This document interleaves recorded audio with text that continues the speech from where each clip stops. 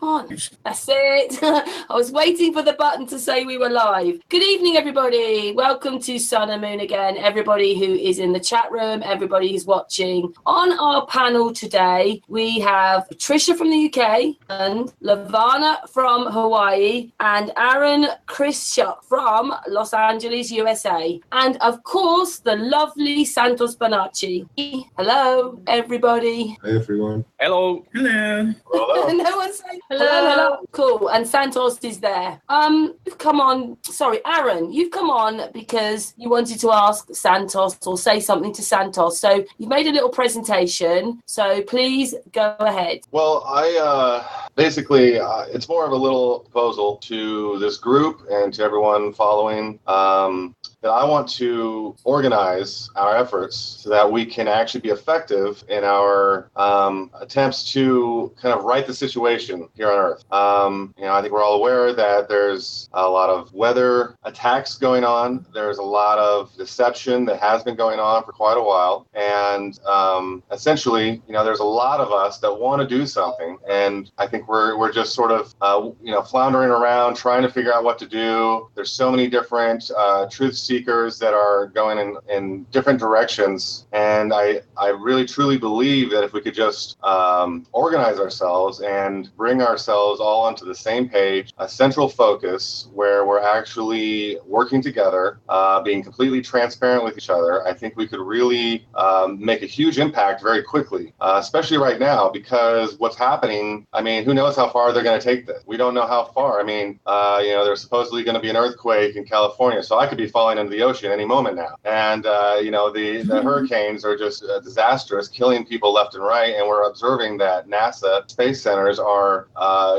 doing mass evaporations of water, creating storm clouds during these hurricanes. We know that they have the technology to even deter or lessen the impact of these hurricanes, and they're not using that technology at all. And so, this initially kind of started in my mind of just a direct legal action towards NASA, being the perpetrators of all these crimes, as well as we know, all of the space deceptions going on for so long. And then I started thinking about that, and I thought, we could write a petition to the White House, and all that just felt like weak. Felt like it's not really doing much. We're not because what we're doing is we're playing by their rule. If we're gonna just try to take something to the White House through their system that they have established, that's really probably just for show. We know that it's going to get there, and it's probably just going to fizzle. Maybe Trump will mention it on a tweet, and that's all we'll get. And so I'm thinking even more. What we need to do is we need to organize our efforts towards our own organized body, our own entity that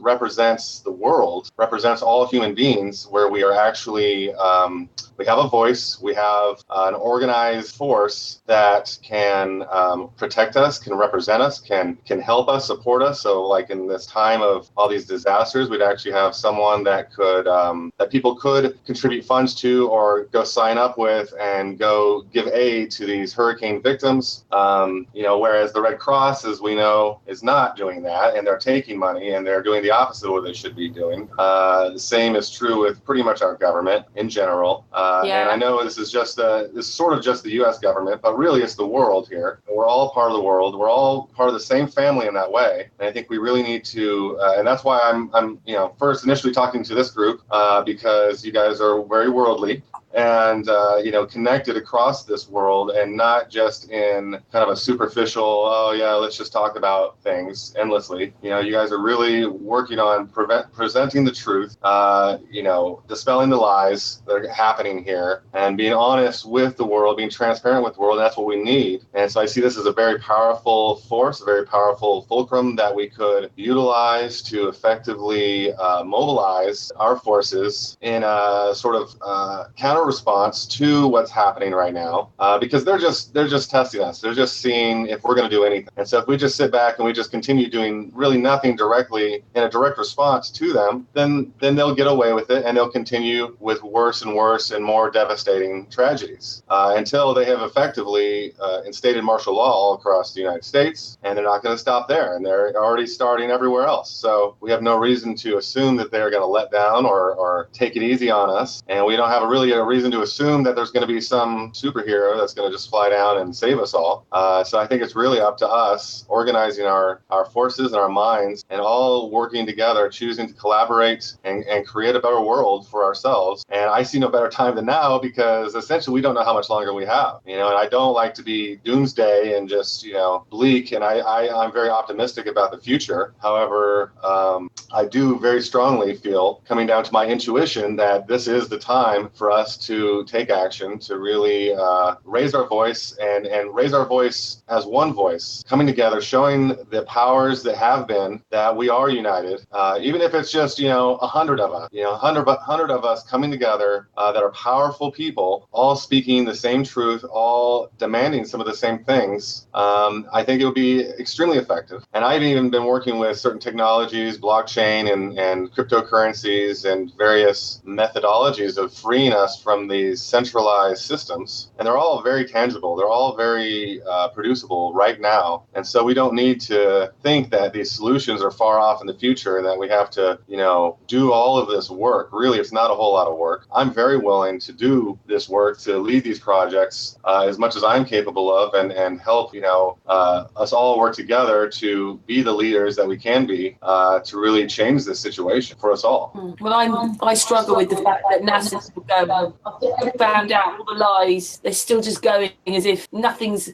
So I understand your frustration. Yeah, it is. It is very frustrating. I mean, we've been dealing with NASA for quite a while. I've been on to the moon landing, the fake moon landing, for decades, and so I've been frustrated about that. And then I found the flat Earth, and it just made me much more frustrated. And now this whole weather situation is just, it's intolerable. They're using HARP. What's that? HARP, aren't they? I still didn't catch that. Using HARP. Oh, HARP, yeah.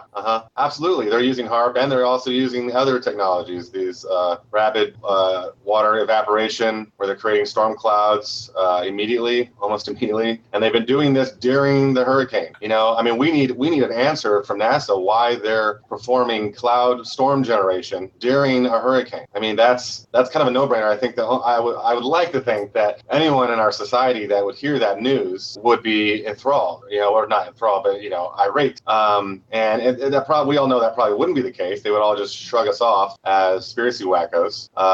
And that's why I believe that we even need to take it a step further. Rather than trying to just go the channels of direct truth spreading or dissemination, we need to actually form an organized body. We need to actually form something where we're all coming together and we're on a united intention, where we are acknowledging that we are sovereign human beings and that we're not, there's no nations. We don't acknowledge the nation. We don't acknowledge the centralized currency. We don't acknowledge the centralized governance.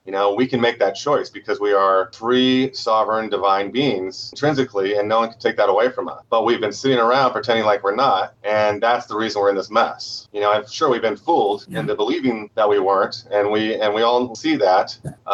But at this point, once we're awake, there's really no excuse for us to do anything but really stand up for who we know we are, I believe. So what's your idea then to do? Because I was thinking, couldn't we just do a worldwide Facebook, once, we all somehow sign it and say that we want NASA closed down, though? And I don't know if everybody could do it. You can get these rolling things where you can keep signing the petition and signing it. Right. I mean, there's the White House petition thing where, you get 100,000 signatures in 30 days, and then the White House will make an address of this, whatever, and I think, that's doable. There's been a few people, I know Dave Moore and a few others have tried. I don't think they even got the 100,000 signatures. My guess is that if we were to get the 100,000 signatures, it wouldn't really do much. It'd be like a puff of hot air.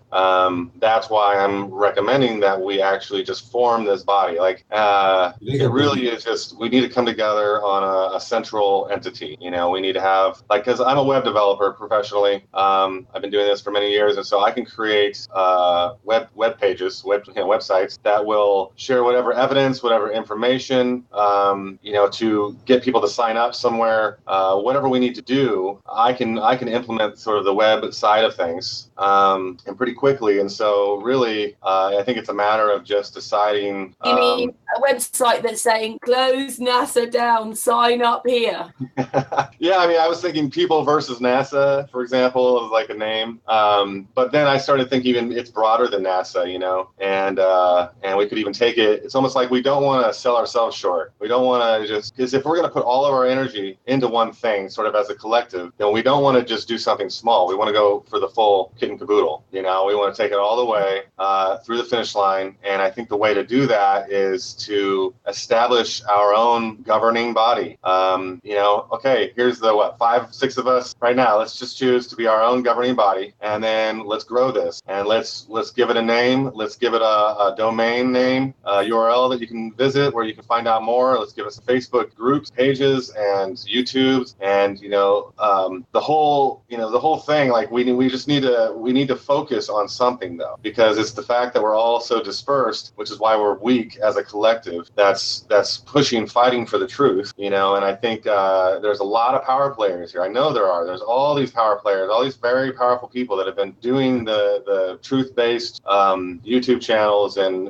Facebook initiatives and all kinds of other things. And yeah, everything's great, but it's all in these little bubbles, these little vacuums. And we need to bring everyone together. And I'm connected with most of the big flat earthers, as I know you guys are. And so I don't think it would be that hard. I think it'd be pretty easy, pretty quick if we just kind of make the firm decision to do so. And I can write up a bunch on this. I can put out, I was planning on starting my own YouTube channel this weekend. And I want to do a lot of it around this intention. And I'm running with this. I would love to have all of you on board because the more the merrier. And I want all the power players to be on the same page. And, I promise you, I'm running with this. There's nothing that's going to stop me at this point. And so I'm inviting you all to join me in this, and any suggestions or ideas, I'm completely all ears. And let's do this. So, you got my I'm on board. What's that? Sorry, Lavana? I'm on board with you.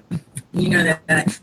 You've gone a little bit Dalek-like, but we heard what you said. Aaron, I know that many people know you anyway because, like you say, you're around Facebook. A lot of people in Facebook will know you. Is it a case, because obviously we've got Santos here to talk, and he's going to do the next part of this presentation he wants to do. Do you think that you come back and have a hangout with us day's time and talk about this more as the whole hangout? Absolutely, yeah. Like I said, I'm going to probably do a video. I've actually got this documentary crew that has been working with me for the last few months now, and we're going to be we've been doing filming every week or so, and I'm putting a lot of this into that, and I'm also that's part of why I'm wanting to start this YouTube channel, and really, I don't even know where it's going to go, personally. I'm kind of just along for the ride in many ways, but yeah, absolutely, I would be more than willing to come back in any way in which you want to work with me. I mean, I'm completely open, and I'm just trying to put So what we've just told everybody is that Aaron is going to look into starting something to try and sort out this NASA thing as best as possible from the people, and he's going to go away and do a little bit, but you'll come back on another hangout and we'll talk about it more. Absolutely. And then we can get the chat room involved as well, get some ideas from them. But I mean, right now tonight was asking Santos on, and he's raring to go there. Yeah, well, I don't want to stop that. Is there anything else you want to say right now? No, I'm very grateful that you've had me on here and allowed me to speak my piece. So thank you very much. Oh, thank you, Aaron. And it's nice to see you, because Aaron is also another member of Sun and Moon, but he's not been on a live hangout before. Very much for live hangout, and it's good to meet you properly. Yes, you as well, all of you. See that you're really frustrated. It is so frustrating because I feel just like you do. I just cannot believe going, but you know what it would mean if they were brought down. It would be the end of everything, probably. Can't see how the governments can keep going when they've listened and lied for all those years. So they've got to keep it going for as long as possible. Right. Hey, Karen, can I just jump in just before we start with the presentation? I just want to jump in and say something to Aaron there. Well done, brother.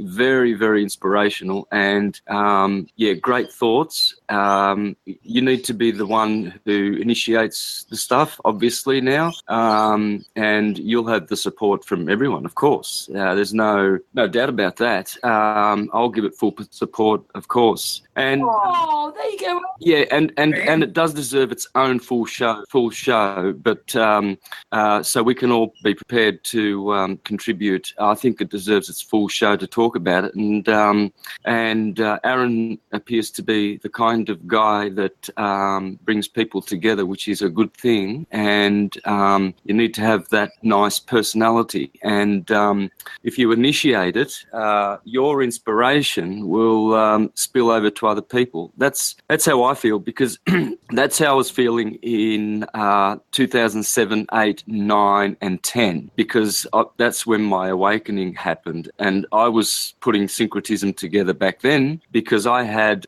read all the books and I paid attention, and then all the aha moments kept just downloading, and I knew that what I had was so good, just like you can do something really good here. And I knew that if I stuck my ugly head in presentations explaining what I knew, that people would listen and people would get it. So I started uploading late 2010 my videos, and then they just went viral. And I already knew before then that it would, because I knew that no one else had all these things connected and together as I did. And so as you are inspired to that degree, so will the result turn out to be. You've got to know that your effort and what you're inspired to do will have certain results, and they will have those results. You plant those seeds. Yeah. So I want to really just say thanks for that. You've encouraged me and inspired me, and I think you should do an entire presentations. I'll join, and we can sort of do some brainstorming. Thank you, brother. There you go, Aaron. Yes. Endorsement from Santos. Love you guys. So that's This is awesome. Let's do it. There's no reason not to. Right? Can't stop now. Right. Never been a better time than now. No, strike while the iron's hot. Yeah, just ask the chat room then before Santos starts. Who wants the end of NASA in the chat room? Right? Let's see how many people write back to that one. Who wants the end? Pretty unanimous. It's bad enough that the lines was about space, but now, when you connect the dots with all this weather manipulation, it really is like, these are crimes against humanity. We need to do something about this. Lavani, you're a little bit Dalek-like. If it's not us, then nobody else will. No, it's been left down to the people. That's why Sun and Moon's here. It's the people that are doing the researching. You've got all these organisations, NASA, governments, all of it. It's the people doing this. We're all the way, Aaron, we've seen it is, we're all part of a puzzle. We're just the pieces of the puzzle, and we're all coming together. Right. It just feels like it, because we keep, like Santos is our friend now, and we have hangouts. We're just all starting to come together. We're all parts of this puzzle. Right. Absolutely. Synchronicity, right? Yeah. Yes. And that's the thing. So many people want to do something, but it's like, that fear, and it's like they need someone like you, Aaron, that's like totally motivated and inspired and can speak and get people together, and people want leaders. That's what we need. So. And no drama. Everybody's sick of drama. Yeah, no drama. The message coming through now. Fake NASA. Well, in fact, that one I can't say because it's a swear word. End NASA. NASA holes. Yeah, end NASA. We want to end NASA. Sorry, but I'll do. Just before Santos starts, he's waiting to go. I only picked a couple of the footages myself. I've made about 11 videos. I can see paused astronauts. I can see they're underwater. There's all these water noises going on, extra noises going on. Me and Sirius are watching them, and they were touching the ISS, and they were touching it. And it was like paper material. You can see them touching it again. You can see stickers. Why would they sing stickers on the outside of the ISS space station? You can actually see the stickers haven't stuck properly, and it just goes on and on. There's rude words on there that have come through. Children watch these programs. Then you've got Inside. Who would want to be on that thing? I mean, look at the new Mars thing. Look how sleek it looks. Them and their Mars spaceship going off there, and then they're going to look at the ISS space station. I mean, there are wires everywhere on the inside and on the outside. How can that be? Yeah, Yeah, that's ridiculous. So the whole thing's crazy. It's a joke. They have been laughing at us for years. Oh yeah, big mockery. That's their. I mean, that's what they do because they know that like it's going to make us seem that much crazier when we present it. Because they know that the people that are indoctrinated aren't going to realize it's a mockery, and so that's part of why it's a mockery. And it's also going to help the psyop against conspiracy theorists because we're all spouting these things that they sound really crazy. Oh yeah, NASA's behind the hurricanes. That sounds absolutely nuts if you really think about it. And that's what they're banking on. They know that sounds nuts. Even though it's factually true, you can see the film of them making clouds during the hurricane. We're still the crazy ones, and that's how they're going to spin it, always. Worse. This is probably why they persecute us so much, because flat Earth doesn't just cover the land. It's about dimensions. It's about your spirituality. It's about NASA. It's about so many things. History. It's about everything. Yeah. They have to persecute us because I think it'll just spiral when if it goes more mainstream, which we want it to do. Yeah, it's more and more people waking up every day. So please wake up, the living dead. Please wake up. Please see what they're doing to you. Anyway, we've spent nearly half an hour now talking about this. We've already agreed now. Santos is going to come back. We'll all come back. That has to be you as well, hopefully, Lavana. And we'll just do this hangout again, but we'll discuss what Aaron wants to do. But Awesome. I think it's probably about time that we go over to Santos now. Yeah, definitely. I will probably stay on for a little bit to hear what he's got to say, but I probably have about 20 more minutes before I got to go. Oh, Lavana. I know I don't want to interrupt him though, but I just wanted to say that I appreciate being here today though. Good to see you anyway. Yeah, because if people in the chat room don't know, Lavana was on a lot of our hangouts when we were more in Sun and Moon, and she was there a lot, and she did start on the live hangouts, been a bit busy lately. Yeah, hopefully I can be around more often. I'm looking forward to we definitely do another hangout where we can talk more about what Aaron's talking about. Oh, and anyway, it's also good because Lavana comes from Hawaii, so we've got the other side somewhere, wherever you are. We've got you as well, so that's cool. Anyway, I think we should go over to Santos now. Santos, it's all yours. Right, thanks, guys. Just got on the mic and muted it. Had trouble. It just kept going off. All righty. Okay. So, sound good? You sound good. Great. All right. Well, this is part 2 of how to understand everything simply and correctly. And that doesn't necessarily imply that we can understand everything at once. It's how to have the formula, how to understand how to acquire the knowledge of everything. And there is only one way, and that is the natural system.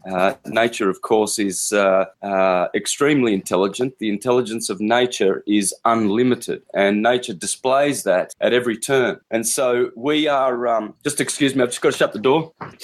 Yeah, that was very, very cold. I felt that very freezing here. I've taken my scarf off because otherwise I look too cumbersome, but it is cold. Now, so how to understand everything is at our grasp.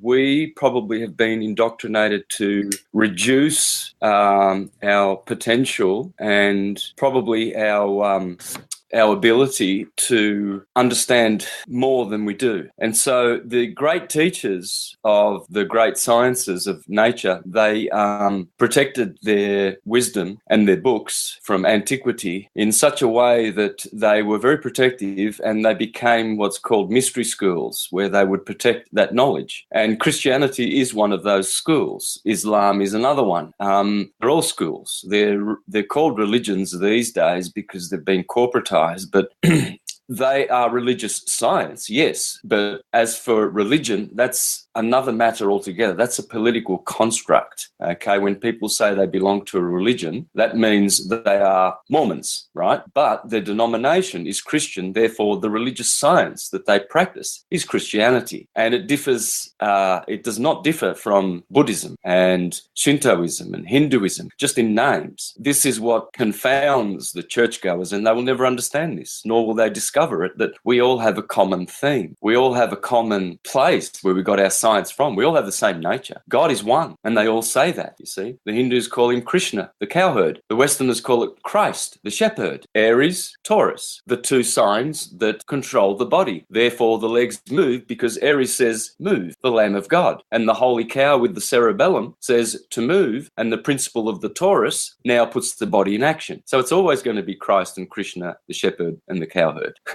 Okay, so those animals are symbolic and they depict certain archetypal energies of the Taurus field. And so what we learned last week is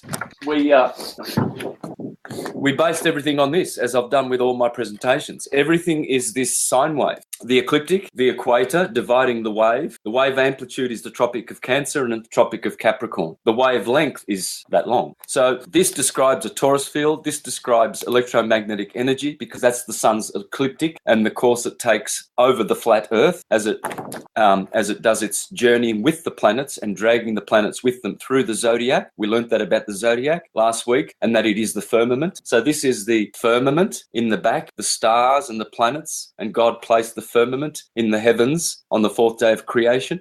Well, see, this is the sine wave. All sine waves do this. There's no difference. As above, so below. All atoms are doing this. The electron is this, the ecliptic. The neutron is this, the equator. The proton is the wave amplitude. So the reason why I always use this one is because this one has the yearly information. It shows how humans behave during the year and all the festivals that are along this ecliptic. Here is always Aries, Easter. Wonder why Easter always starts there and why Christmas is always here at the bottom. One is at the solstice, the other one is at the equinox. That's the equinox, and these are the two solstices. And every wave does this. There's no difference. All waves start at Aries and end at Pisces, all of them, because along those signs, all those signs, they all are elements: earth, fire, air, and water, which describes how the Taurus field in its 12 parts produces those elements, and that's how nature is created. 4 elements: solid, liquid, gas, and plasma. Earth, water, air, and fire. So it's not hocus pocus science. It concurs with mainstream science. And it is a science because it talks about the elements that we know.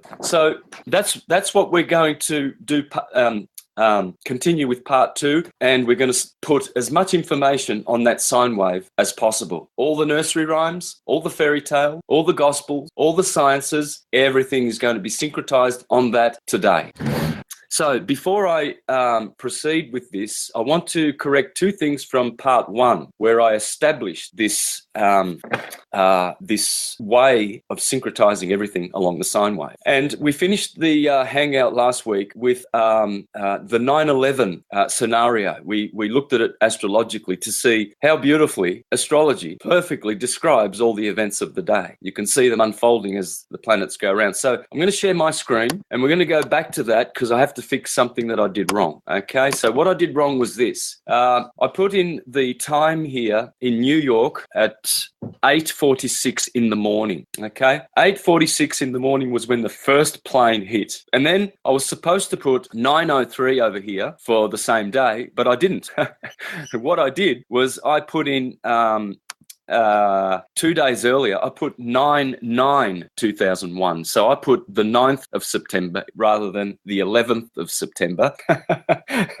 Oh. Being Australian, we have the date first, whereas in America they put the month first, 9/11. So September 11. We say the 11th of September. So that was the confusion. And the only difference was that the moon was so far advanced in houses, but it was way earlier in sign. You can see that the moon is just coming out of Taurus going into Gemini, whereas it should have been like this. Okay, so that's the only difference. So you'll have to watch, if you're watching this now, you won't understand what I'm talking about. You'll have to go and watch part 1, which I recommend anyway, because you will only understand 10% of today's presentation if you don't watch part 1. And so what I said was that the moon was well advanced into the house of death, which is the 8th house, but that's not true. That's the only thing that was incorrect in my reading. So So I'm going to just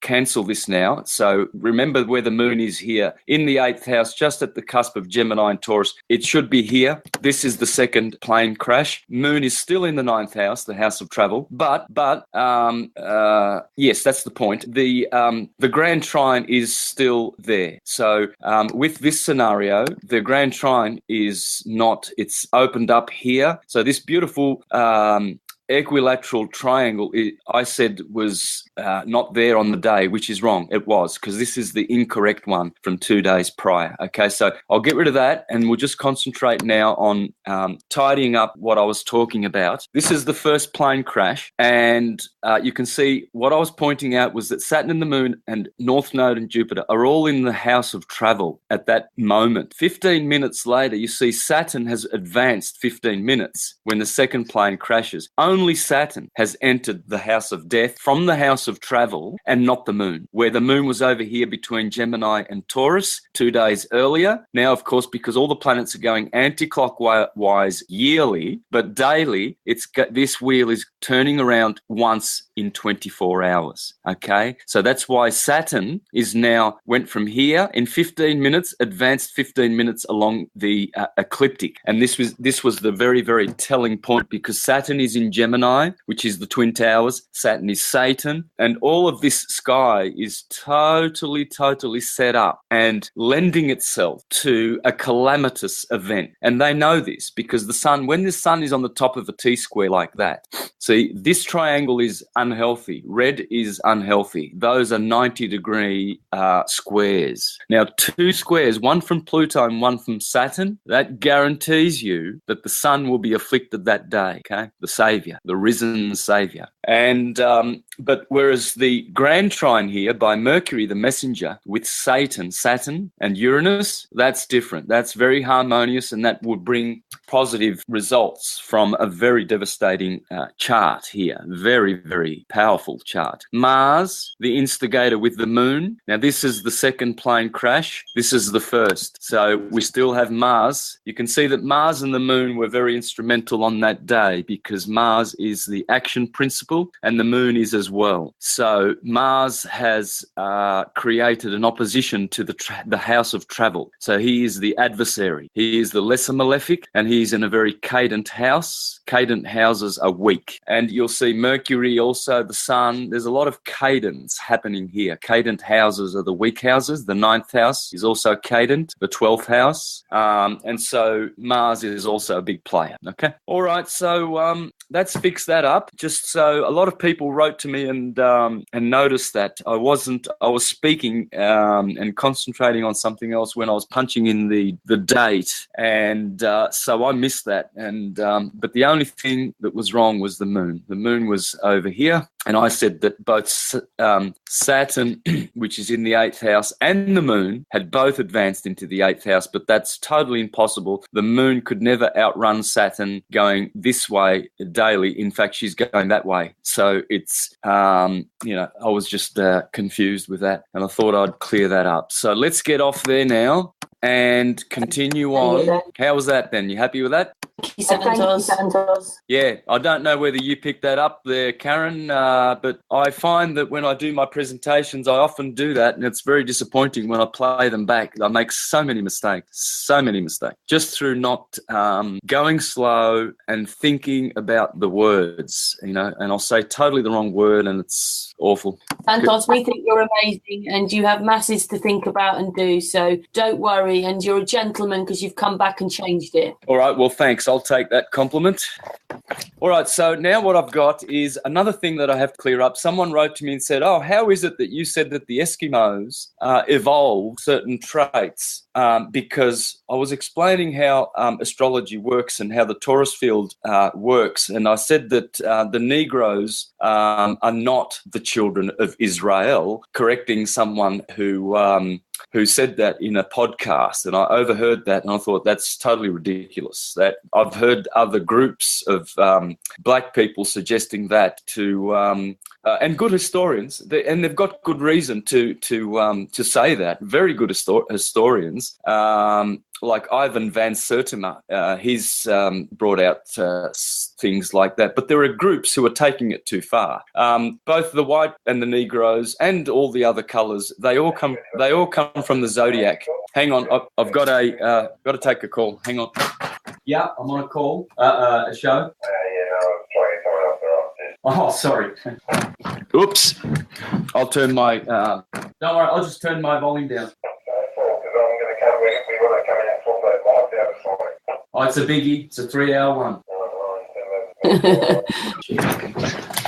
Okay, because we do long ones. I just want it to be give ample room. So these researchers are doing good work, but they're still clouding the waters and confusing things. The children of Israel are humanity. Israel is the zodiac. Always has been. It always will be. It's the Mazzaroth. It's God's word. It's the seasons. It's the year. It's the sun and the moon and all of their dance. And so the darker skinned people, or the Negroes, because apparently there's a big difference between the two, and there is. Well, of course there is. But this particular researcher was highlighting the difference. They all come from the zodiac, okay? The darker peoples will be darkened by the power of Saturn. Saturn creates blackness. Yeah, Venus creates the Moorish people. That's how they say it. They say that we are Moorish by the power of Venus. That's why Islam is Isis, the lamb. Venus, Israel. Same religion. It's all the zodiac. It's all the eclipse. Anyway, the point being is that I used that reference and to correct what that researcher is saying, and all other researchers who say that the Negroes are the children of Israel. Yes, they are, but they're just one tribe. They're just one of all the children of Israel, which are Aries, Taurus, Gemini, etc. Okay, and how they got their dark skin is by where they lived along the ecliptic. Okay, now just to show, because I was attacked. One person said, "Oh, you say some very tedious things that you."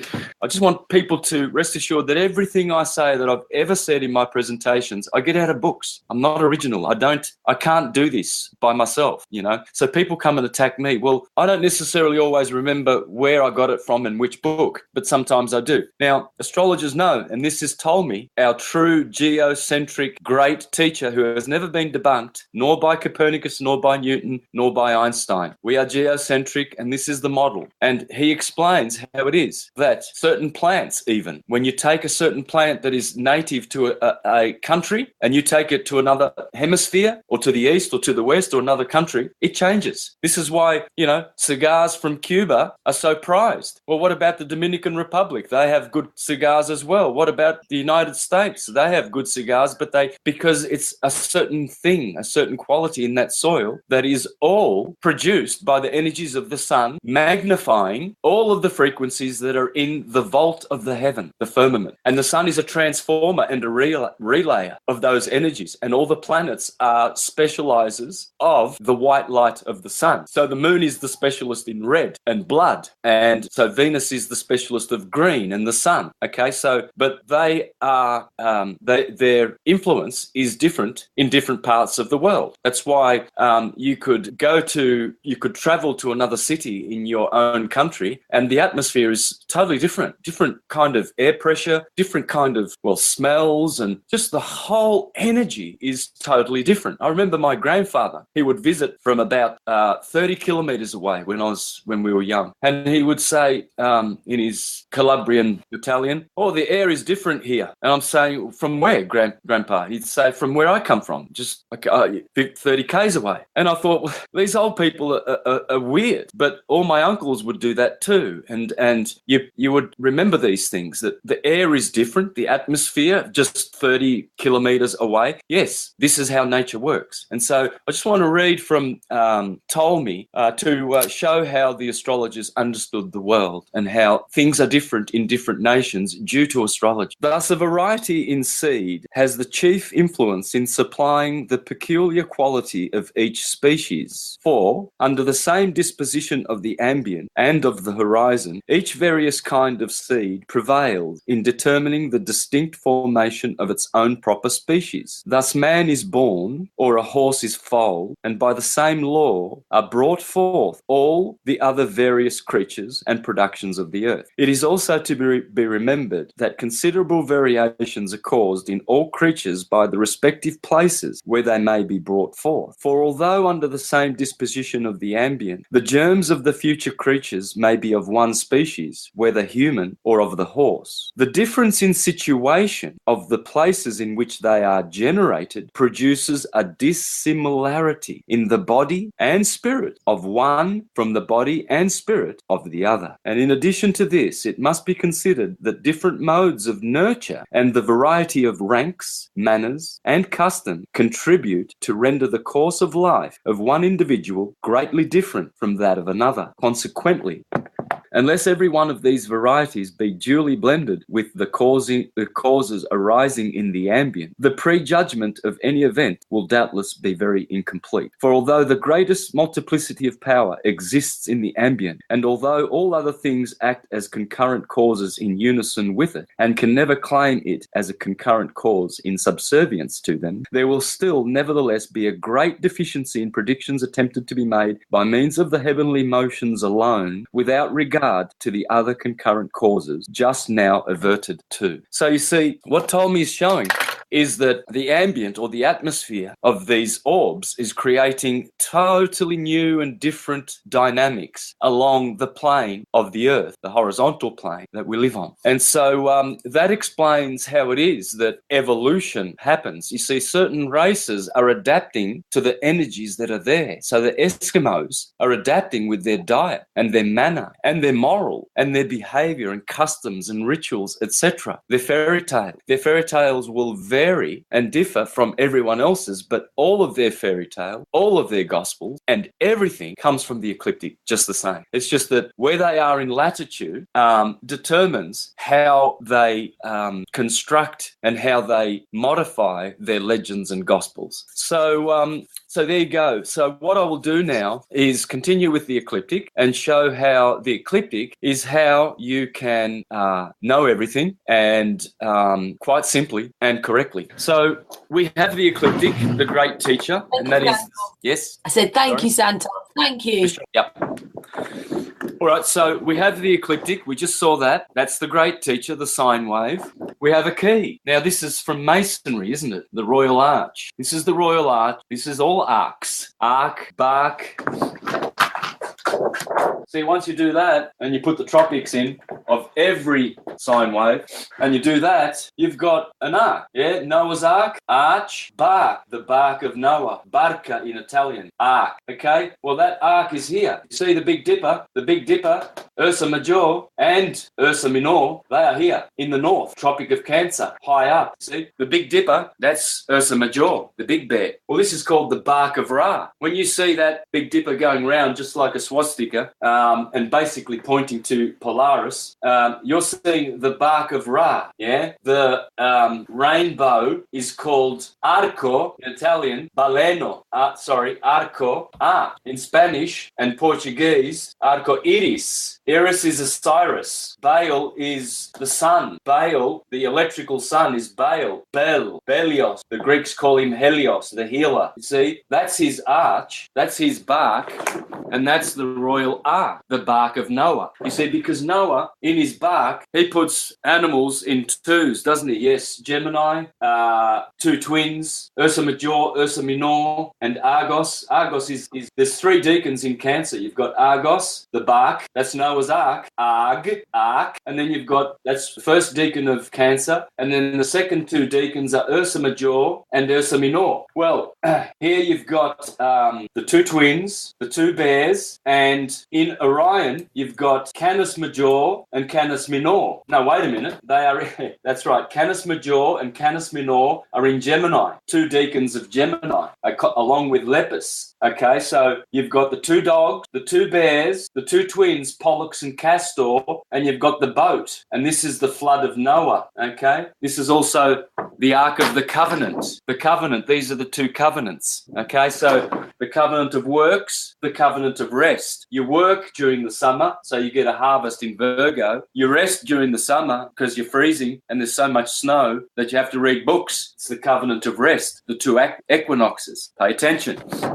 So here we see the equinoxes and the solstices, Tropic of Cancer, Tropic of Capricorn, Libra, Aries is always here. And then you've got the cross-quarter days. Those are the mid-season points. Here you've got May Day, August 1st, Loaf Mass Day. Sorry, I'm looking at the screen, so I'm going the opposite way. I'm getting confused. 1st of November, Halloween's. 1st of Feb, Groundhog's Day. These are the mid-season points. This is Taurus, the bull. This is Scorpio. That's Leo. This is Aquarius. I'm getting confused. There's Taurus and opposite is Scorpio. The bottom signs are not shown because this is a cipher.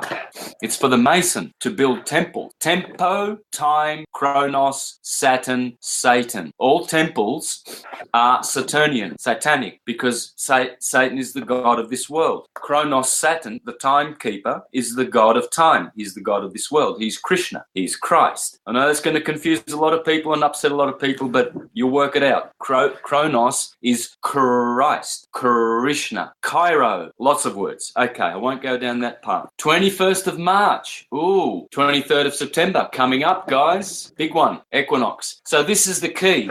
Okay.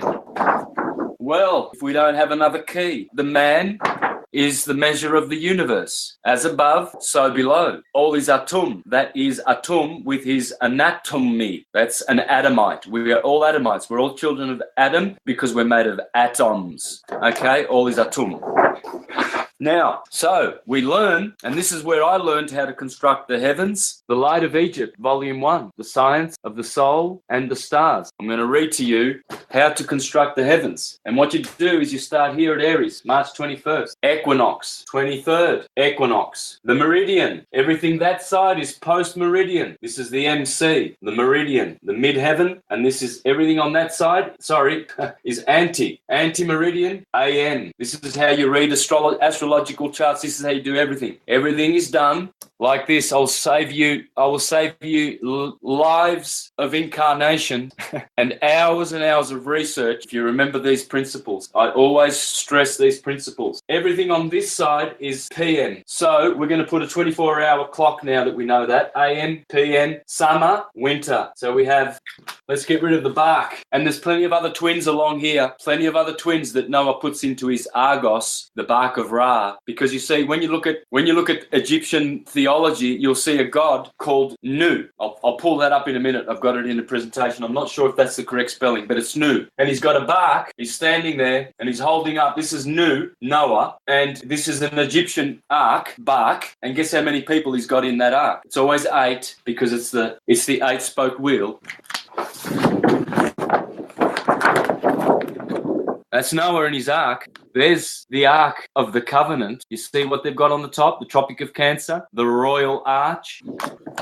It's the astrological science of degrees, minutes, and seconds along the ecliptic, because only astrology respects the science of the degrees, the minutes, and the seconds of every planet. Only astrologers know everything about the ecliptic. Hence, they are privy to all wisdom, all knowledge. And this is how you learn everything. So let's get rid of these barks, and we put June the 21st here and December the 21st down here. Okay, so if we've got 6 a.m. here, 6 p.m. here, 12 p.m. 6 a.m., 12 a.m. here, so we've got 8 o'clock, 7 o'clock, 8, 9, 10, 11, 12. Okay, a.m. Well, we should start at 12 a.m. Let's do things properly now. Are you having fun? Yep.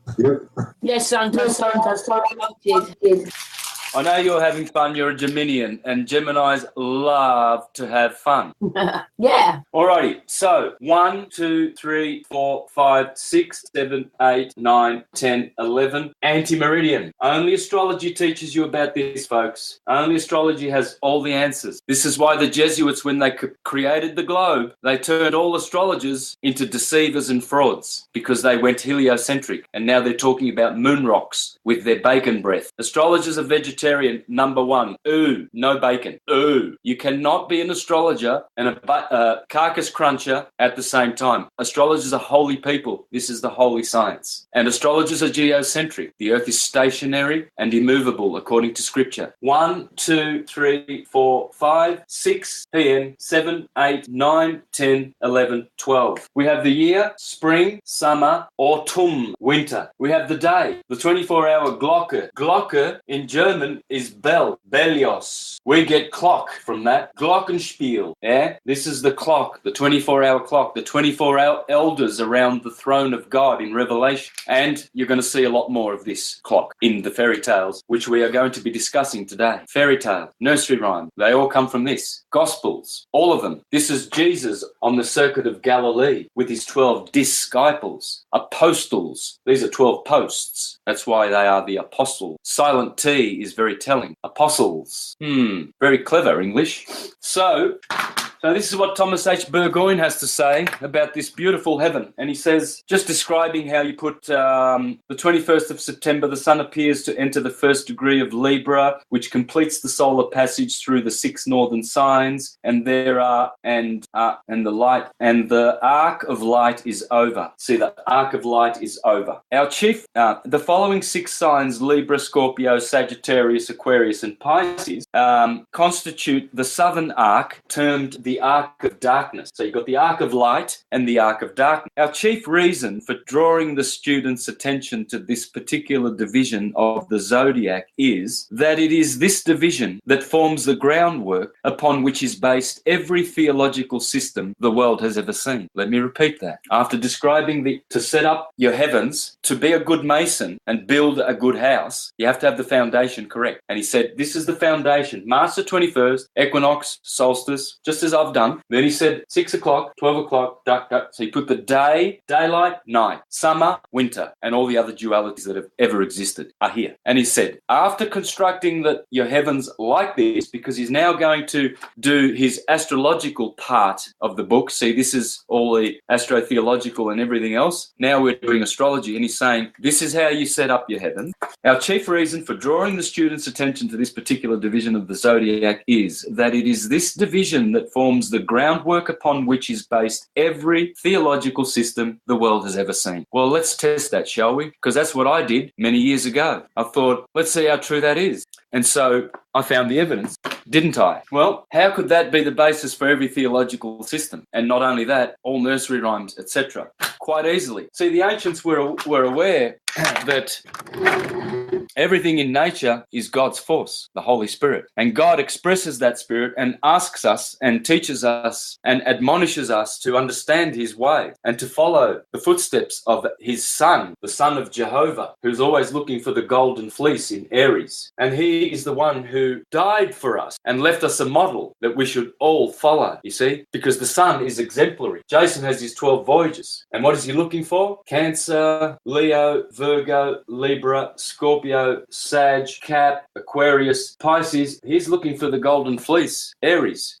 All the great masters, they all want to be in that number that the Lamb of God standing upon Mount Zion with 124,000. Well, if you count all the numbers of the petals of the chakras from the 6th chakra downward, you get 144 petals. The 1,000-leafed lotus, when you multiply 144 by 1,000 and you've activated all your chakras, you are now standing upon Mount Zion, your spinal column, in your cranium, this is your dome, and you have now activated all those petals. You are now standing upon Mount Zion with the Lamb of God, Aries, the Lamb of God. It's the Lamb of God. Okay, this is the Torah, the Taurus. This is where Moses got the Torah in May, around May Day, because he climbed the mountain, Mount Sinai. This is Mount Sinai, and he got the Torah, Taurus. You see, the golden calves. When the Israelites went into Egypt, they were told not to tell the pharaohs that they were shepherds, that they were cowherds instead. But really, they were shepherds. But the Egyptians thought it was despicable to be a shepherd. Was the lowest of all the all the ways of living, the shepherd was the lowest considered, according to the Bible. Okay, so the point is, the Bible is not literal; it's literary, and it's talking about the differentiation between these two leading signs. Okay, so let's get down to the nuts and bolts then, shall we? So here we have the solstice here down the bottom. Can you see this down the bottom? Yeah, it's at the edge.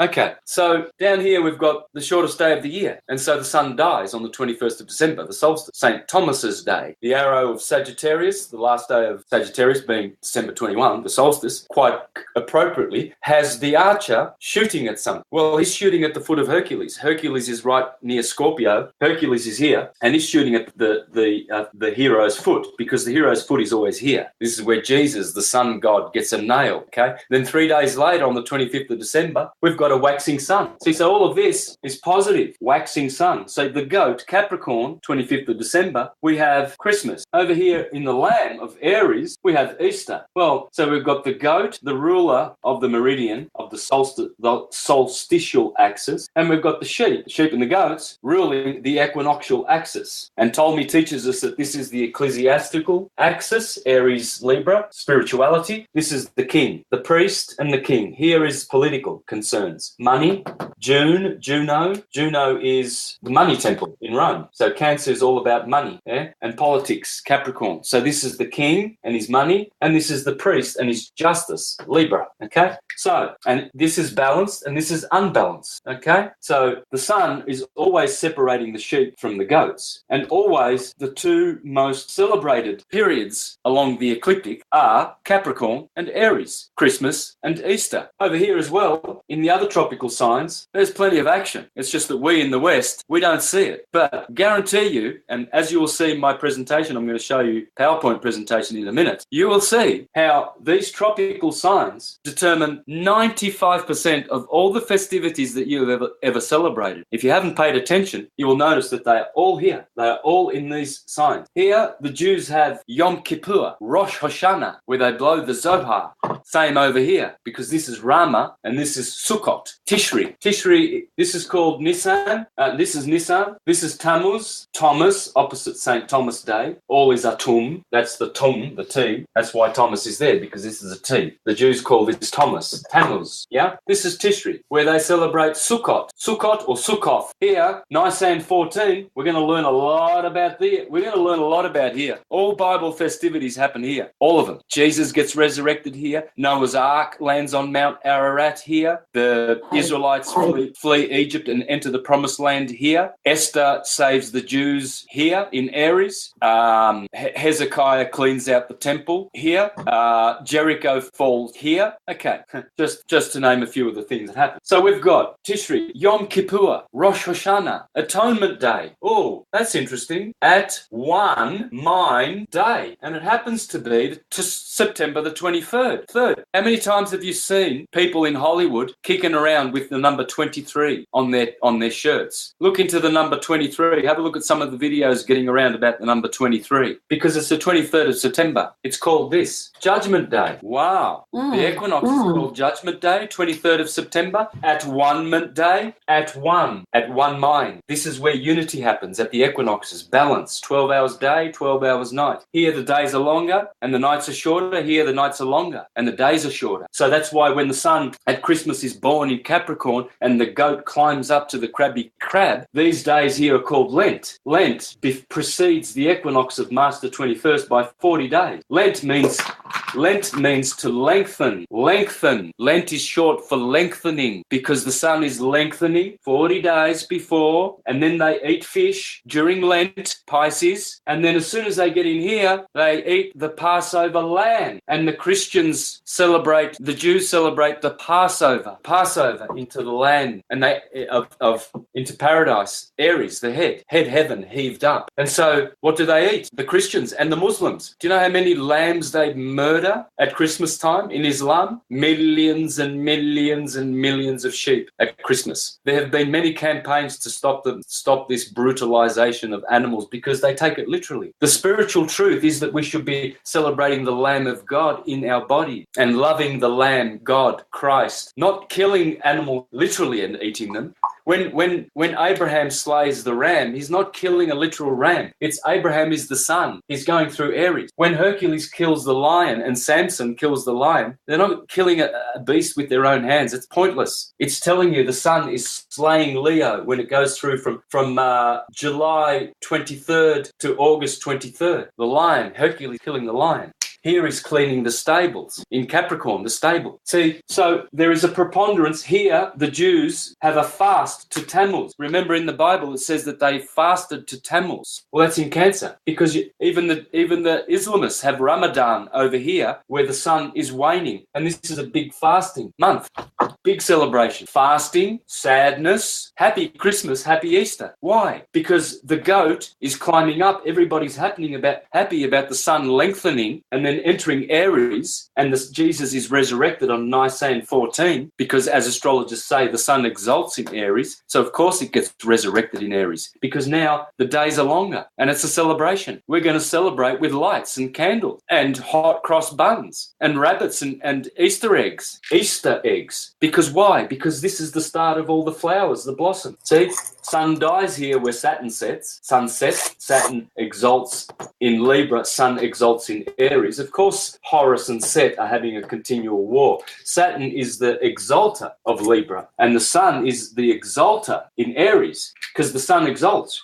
Harvest, Virgo. Saturn exalts. Hunting, killing. See? Virgo, full moon, harvest moon. Libra, full moon, hunter's moon. Cain and Abel. Cain, vegetables. His offering to God was first fruits of his vegetables. Abel, who Cain kills, Cain this equinox, kills this equinox. Abel, he gives a favorable offering to God of first fruits of the animal, because the animals are down here, Sagittarius, Capricorn, in the manger, you see? So Abel gives a favorable offering to God. Well, what does that mean? Well, the winter was more productive. Cain had a bad season. So God didn't appreciate the summer because there wasn't enough rain. So Cain's first fruits were not looked upon. And so Cain was jealous of his brother Abel, that his animals were more worthy of acceptance to God because the winter was more productive than the summer that year. And so Abel gets a pat on the back by God, but then Cain gets jealous and kills him. Bang, bang, the equinoxes. And so here we have nursery rhymes as well. Jack be nimble, Jack be quick. Jack is Jacob, Israel, the sun. Jack jump over the candlesticks. See the sun, he is nimble, he is quick, and he jumps over those candlesticks. Yeah?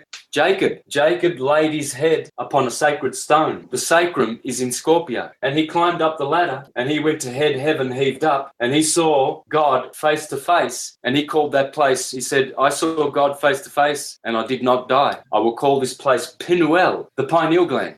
And so he climbed up that ladder up from Scorpio, where the sacrum is. The sacrum is at the bottom of your, just above the coccyx. And so we have to go climb up Jacob's ladder to the place of Pineal, where God is. And so what you have is the equinox, solstices, and you have the flags of nations.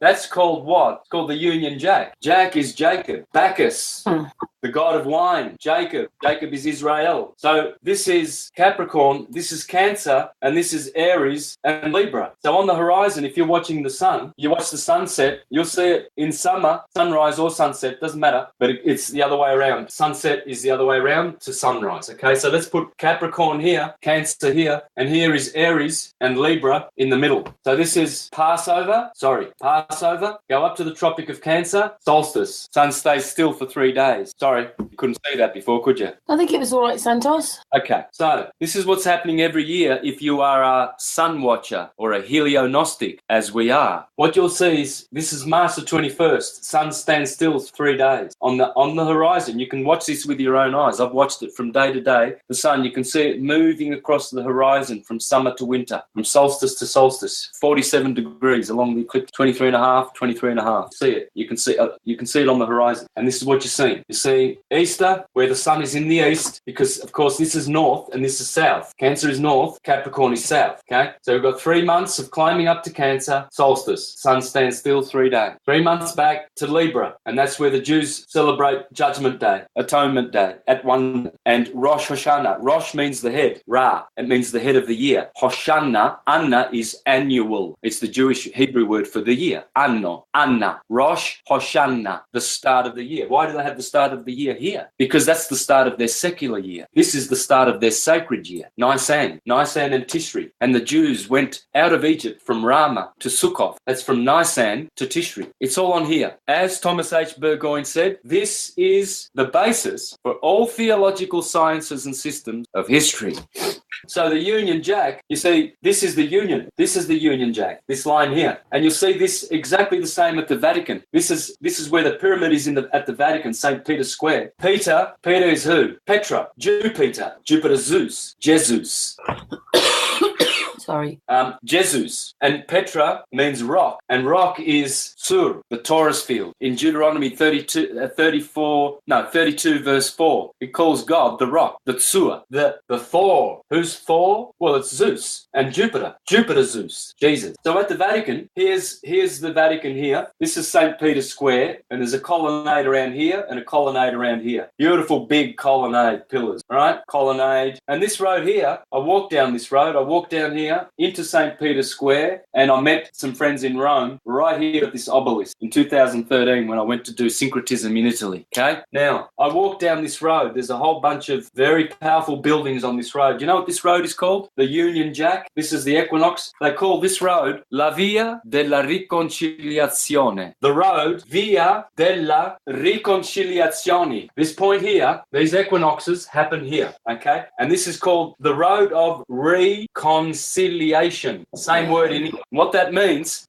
to reconcile something, is to make it one. So when you walk down this very famous road in Rome, Via della Riconciliazione, you're walking down the equinoctial, the energy of balance in Italy. So they have channeled this equinoctial, and when the sun is in Aries, see, this is Capricorn south, this is Cancer north, and this is east. So when the sun goes up to Cancer, that's beautiful. Okay, and that point, see, Capricorn climbs up, Aries climbs up, Cancer is going all the way down, and Libra is the judgment point, the balancing point, Via della Riconciliazione, reconcilement, at one-ment. And so at the solstice, when the sun, in the morning, when the sun rises, it casts a shadow from the obelisk here. There's a statue right on the top of this colonnade here. There's a statue here on this colonnade. There's one here, one here, one here, and there's an obelisk in the middle. Okay? So in the midsummer, on the 21st of June, at the solstice, when the sun rises, a shadow is cast here. And at the sun setting, it is cast here and hits the top of this. The shadow is cast upon this statue in the evening at sunset, and in the morning at this one. Then, 3 months later, when the sun goes down to Libra to be judged at one-ment day and at the Via della Riconciliazione, the shadow is cast here in the morning, and there is something to receive the shadow here, another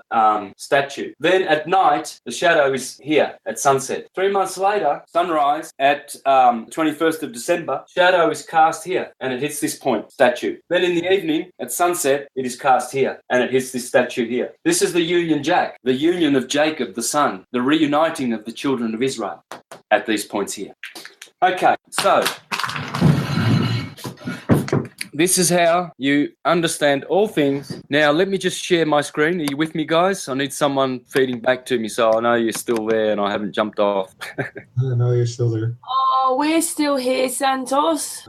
I do get lonely. Oh, I know, but you don't like being interrupted either, do you? Oh, well, the only reason is because I forget what I was going to say, and then when I rewatch the presentations, I see at all the interruption points, I was just about to drop a gem, and it doesn't get said, and it just doesn't make the whole presentation complete. I've never done any show or presentation where I've satisfied that I've actually elaborated enough on any of the points. I'm always dissatisfied. But those points where people interrupt, it hurts the presentation sometimes. You know what I mean? Yeah, Santos, he was sharing the hangout. It's all right, he's not now. Santos, yeah, can I just say that Wilson's here as well now? I don't know if you remember Wilson from before. Wilson's from Canada, so he's in the hangout.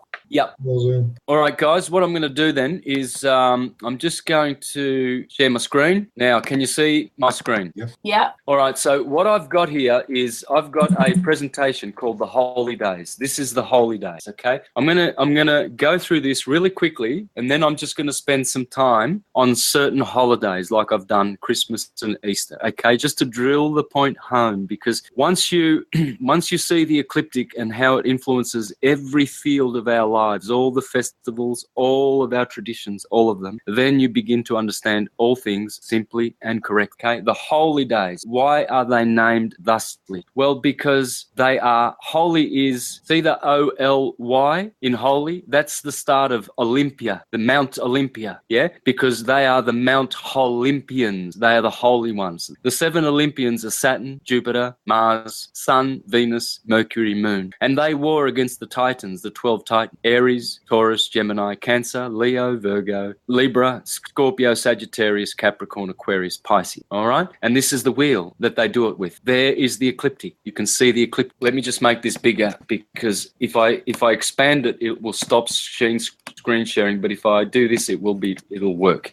Here is the ecliptic on the flat Earth. Okay, here we have the different projection. No matter. We know the Earth is stationary and horizontal. Period. We're working with a sine wave here. You see the balance point in the middle? That's Libra balancing it. Okay, there it is. And there is the wheel. Now notice the preponderance of festivities here in Easter at the vernal equinox. Here is Taurus, May Day. Here is the solstice. Here is the festivities of Loathmas Day in Leo. Here is also I've actually got a lot more. When I did this wheel here, I didn't fill out all the festivities that I've got here in September in Tishri, but this is packed as well. Here, this is Halloween, the cross quarter day. Here we're going to go to Christmas, the winter solstice, and here we see a lot of February Lent type festivity. Okay, now I'm not going to be doing this presentation because I've already done it. I'm going to do this separately because it needs its own separate presentation. I'm just going to take bits out of it, and I'm just going to give you snippets of it to show you what is in here. Okay, see, everybody starts for the vernal equinox. Everything starts here. The sine wave begins. The Taurus energy begins. A new year is begun. The year is shortened from the Proto-Germanic word Yaram, J-A-R-A-M, turned into Y-E-A-R-A-M,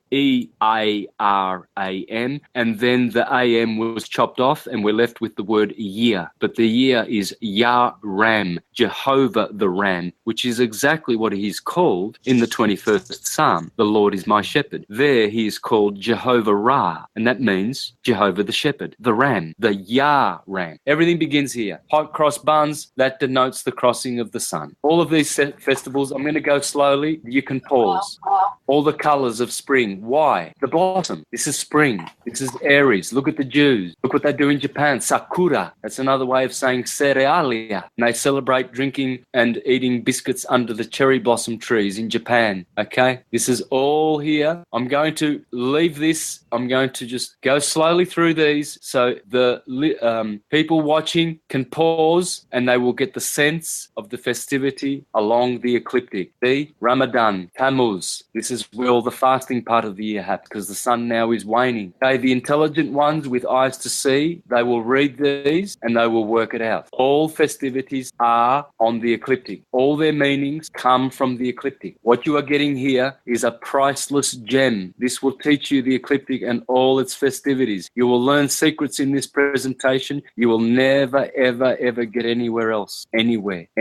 Can't afford it. Exactly, brother. Tell me your thoughts there, Ceres. Talk, brother. Well, Or anyone for that matter. So far, I figured it has to do everything with the whole electromagnetic field, where we actually are individually centers of receiving the particular focus point of what your perceptive position actually gives, on how you actually turn the wheel, and how all the influences are from above. Just All of like, them. Yeah, just like our body is the emotional energy is just pure energy. That's all where it's going through. Still It is, figuring brother. out how to actually work out about 4 pillars in combination with the toroidal field. Seems there is this particular division of the 4 squares building up 8 quarters or 8 cubes. All right, I've just come to the end of that. All right, now what I'll do is I'll go back to the start, and we just want to discuss one thing from this presentation. And this coincidence will astound you. Now, what I'm going to do, so I don't interrupt the reading, I'm going to ask for a reader, please. Someone put their hand up for reading, a good reader. Good reader. Series, Aaron, Patricia?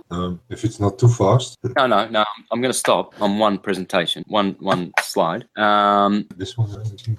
Noah's Ark safely. All right. What we want, can someone read this, please? I can read. Okay. Before you start, you'll notice the top says other events occurring on the day of first fruits. Now, the day of first fruits is Nisan 17. I had Nisan 14 on the board. Well, they're both connected. The reason being is this is a lunisolar calendar, and Nisan 17 represents the day when 3 days after the equinox. That's what it represents, guys. Okay, so Nisan 14 is the equinox, March 21st. Nisan 17 represents March the 24th, which is my birthday. Okay, Nisan 17, my birthday, 3 days after the equinox. And look at all the things that happened in the Bible on my birthday, March the 24th. I should know my own birthday. Nisan 17. Now, please read these slowly, and these are all the things that happen on the same day on the ecliptic. When you realize that this is not history and this is the ecliptic unfurling before your eyes, then you will know how to understand everything simply and correctly. So thank you. So if you could read from the start all the way to the bottom, nice and slowly. All right. Other events occurring on the day of first fruits. Nisan 17, Noah's Ark safely rested on Mount Ararat, Genesis 8:4. Nisan 17, Hebrews entered Egypt, Exodus 12:40-41, 430 years before deliverance. Nisan 17, Moses led the Israelites through the parting of the Red Sea, Exodus 3:18-5:3. Nisan 17, Day of First Fruits. Israel entered and ate the fruits of the Promised Land, Joshua 5:10-12. Nisan 17, the walls of Jericho, Joshua 5:13. Nisan 17, the cleansing of the temple of Hezekiah, 800 years after entering the Promised Land, Chronicles 29:1-28. Nisan 17, Queen Esther saved Hebrews from elimination, Esther 3:12-5:1. Nisan 17, the resurrection of the Messiah. The odds of just 2 of these events all happening on the same day of the Hebrew year, 360 days, are 1 in 129,000. The odds of these events all happening on the same day of the Hebrew year are 1 in 783 quadrillion, 864 trillion, 876 billion, 960 million. Very, very, very unlikely. Thank you, brother. Okay. Thank you, Aaron. Wonderful. All right. So this is astounding, and this is what I actually got this off the internet. I saw a video where a churchgoer was explaining how wonderful God is, that He can make all these things happen on the one day. Yeah, all the most important things in the Old Testament, all of them happen on one day, and it's the best day of the year. Why? Well, because in spring the sun is not only on the AM side, which is waxing and happy, but it's also on the summer side. So that spring quadrant is plus, and therefore where plus is the golden age.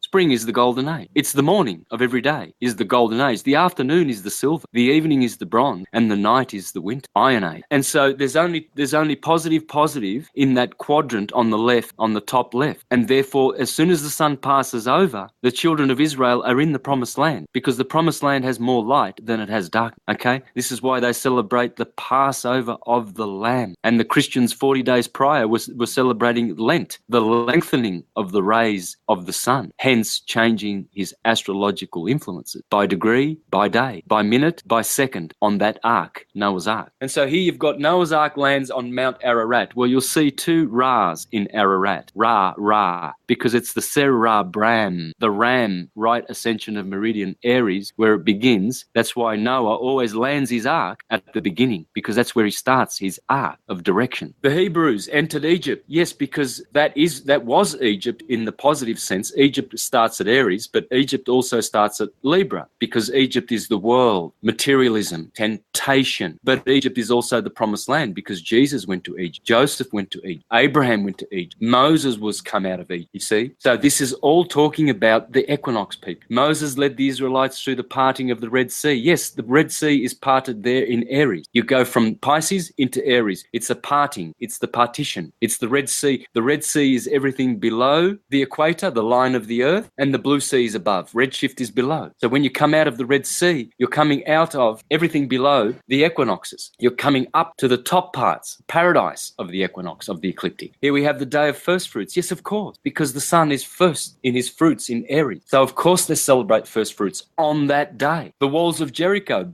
they blow their horn. Well, the horn is the horn of Aries, and you blow the Zohar in Aries because it's a new year, Rosh Hashanah. And so Jericho, the old ecliptic, falls down, and a new Jericho is built, a new ecliptic. Hezekiah cleans the temple on Nisan 17. Well, that's the temple. The temple is the new year. Why do you have a spring clean? Because that's when Hezekiah does his spring cleaning of the temple. The temple is the temple of Hiram Abith, the Hiram above, Aries, the builder of Solomono's temple. Temple being Chronos, time. So when you clean the temple, you have a spring clean in Aries, Nisan 17. Aries, Easter or Esther, she saves the Hebrews from elimination with Mordecai. Well, Esther and Mordecai are none other than Astarte and Marduk of the Babylonians, because that's where they were in Persia, who worshipped Astarte, the eastern star, and Marduk, Mars, Venus and Mars. So, of course, there's no literal Easter in the Bible, people. Esther was not a literal human being. It's the east. It's Aries, Nisan. Nisan means Aries. And if you look at the Nisan Japanese Motor Company, you look at their symbol, it's the same as the sun crossing the equinox. It's a ball, a disc, crossing a line. Nisan means, and Mazda is the Persian word for Aries, the other Japanese car company, they both have astrological symbols. Yes, because it's the equinox, it's the sacred moment. You see, the resurrection of the Messiah. Well, when I was a Jehovah's Witness, we always used to celebrate Easter on Nisan 14. In fact, the early Christians were called 14thers. They were nicknamed 14thers because every year on the 14th of Nisan, the equinox, or rather the first full moon after the sun passing the equinox, they celebrate Nisan. See, because it's a movable calendar, the lunar calendar. Okay, so the odds of this happening, just two of these events happening, are 1 in 129,000, guys. So for all of these researchers that are half-cocked and half-witted, poncing around pontificating about, oh, the Bible condemns astrology and it's literal and everything's literal in it. This is how literal it gets, people. Okay, it's all dealing with the eclipse. Now, let me unshare and continue on in my proofs that everything is on the ecliptic.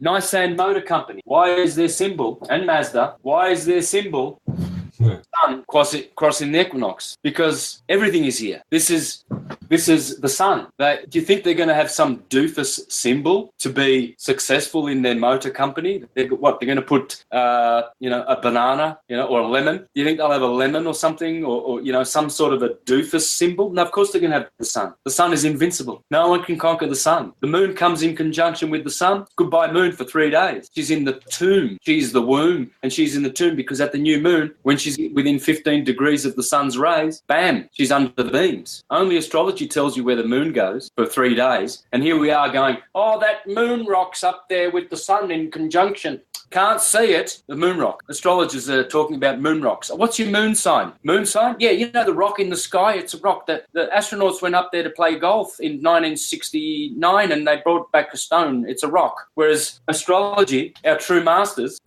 said they are entirely luminous. Even Wikipedia tells you that Saturn is entirely luminous. It's a gas giant. Jupiter's a gas giant. It's entirely luminous. The sun's all hydrogen, so it's luminous. And yet they want their moon rocks. See, this is all about all of our stories. Jack and the Beanstalk. What's the beanstalk? Your spinal column. And as you go up and up and up, you see the land of giants and you get golden eggs. That's the gold of Aries. The sun exalts in Aries. That's what Jason's looking for. Jehovah's Son. Jehovah's Son's always looking for the golden fleece in his 12 journeys. Jack and Jill. Jack is the sun, Jill is the moon. Jack and Jill climbed up the hill to fetch a pail of water. Cancer. Jack fell down and broke his crown. That's an interesting word. Why is a little boy Jack and a little girl Jill, who were just going up the hill to fetch a pail of water, what's he doing with a crown? And why does Jill in Cancer and Jack in Leo, they live on top of the hill. Okay, this is the hill. They own the northern, these are called the governing signs. These are called the obeying signs, the day signs, the night signs. Jack and Jill, they always climb up the hill to fetch a pail of water. But Jack will always fall down and break his crown, where Achilles gets it in the heel and Jesus gets a nail in the foot on the 21st of December, a la Sagittarius. And Jill will always come tumbling after, because they're always going around like the hare and the tortoise. One is fast. The hare, who is the hare? That's Horus, guys. Fast. And what's the hair on your head? Why is it called hair? Because it's short for Horus, the sun. Because when you have a golden mane hair, it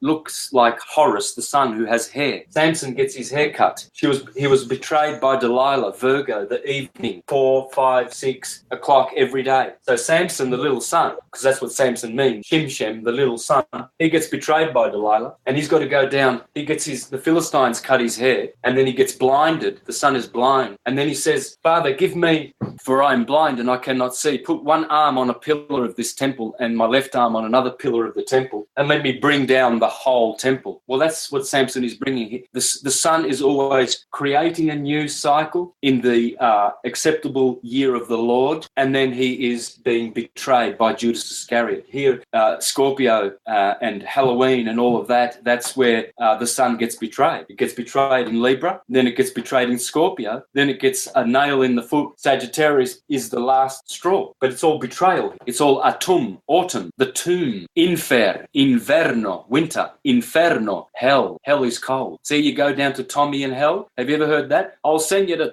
he's going down to Tommy in hell. Well, hell is down here, and St. Thomas's Day is right down at the bottom, at the tomb, you see?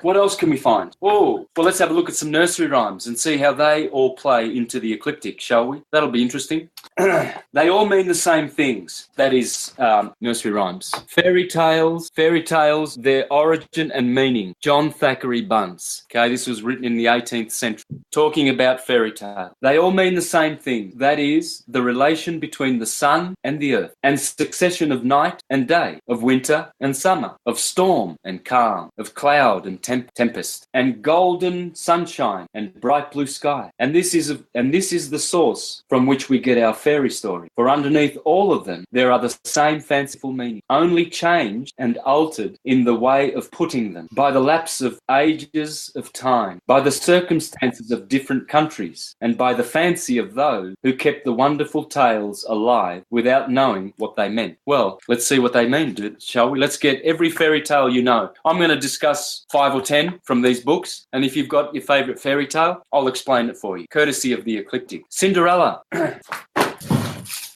Let me sit down. The story of Cinderella helps us to find out the meaning of our fairy tale and takes us back straight to the far-off land where fairy legends began and to the people who made them. Cinderella and Rhodope and the Hindu Raja's daughter and the like are but different forms of the same ancient myth. It is the story of the sun and the dawn. Cinderella, grey and dark and dull, is neglected when she is away from the sun, obscured by the envious cloud, her sister, and by her stepmother, the night. So she is Aurora, the dawn, and the fairy prince is the morning sun, ever pursuing her to claim her for his bride. Well, you see, Cinderella is actually the sun. This is the point. The prince is the moon, and they've got it the other way around here. But Cinders is the burning sun, and prince is the princess. Only the moon is the princess. And so it's the other way around, but it doesn't matter. They're interchangeable. The archetypes are interchangeable. The enemies of the cloud. The dawn. See, the dawn... Cinderella is the dawn, the new morning, always beautiful. And the clouds, the stepsisters who try to stop Cinderella, the cinders of the sun. And the stepmother is the night. And the same with the winter. The winter is the enemy of the sun, etc., etc. And so what you have here is the same story being told. That the dawn, see the word dawn, let's just take the silent W out of there, shall we? Dan, Adan, Adam. Adam is Mars, the ruler of Aries. The sun is the exalter of Aries. Mars is the ruler. Both boys, both firing up in the morning and stirring up Cinderella.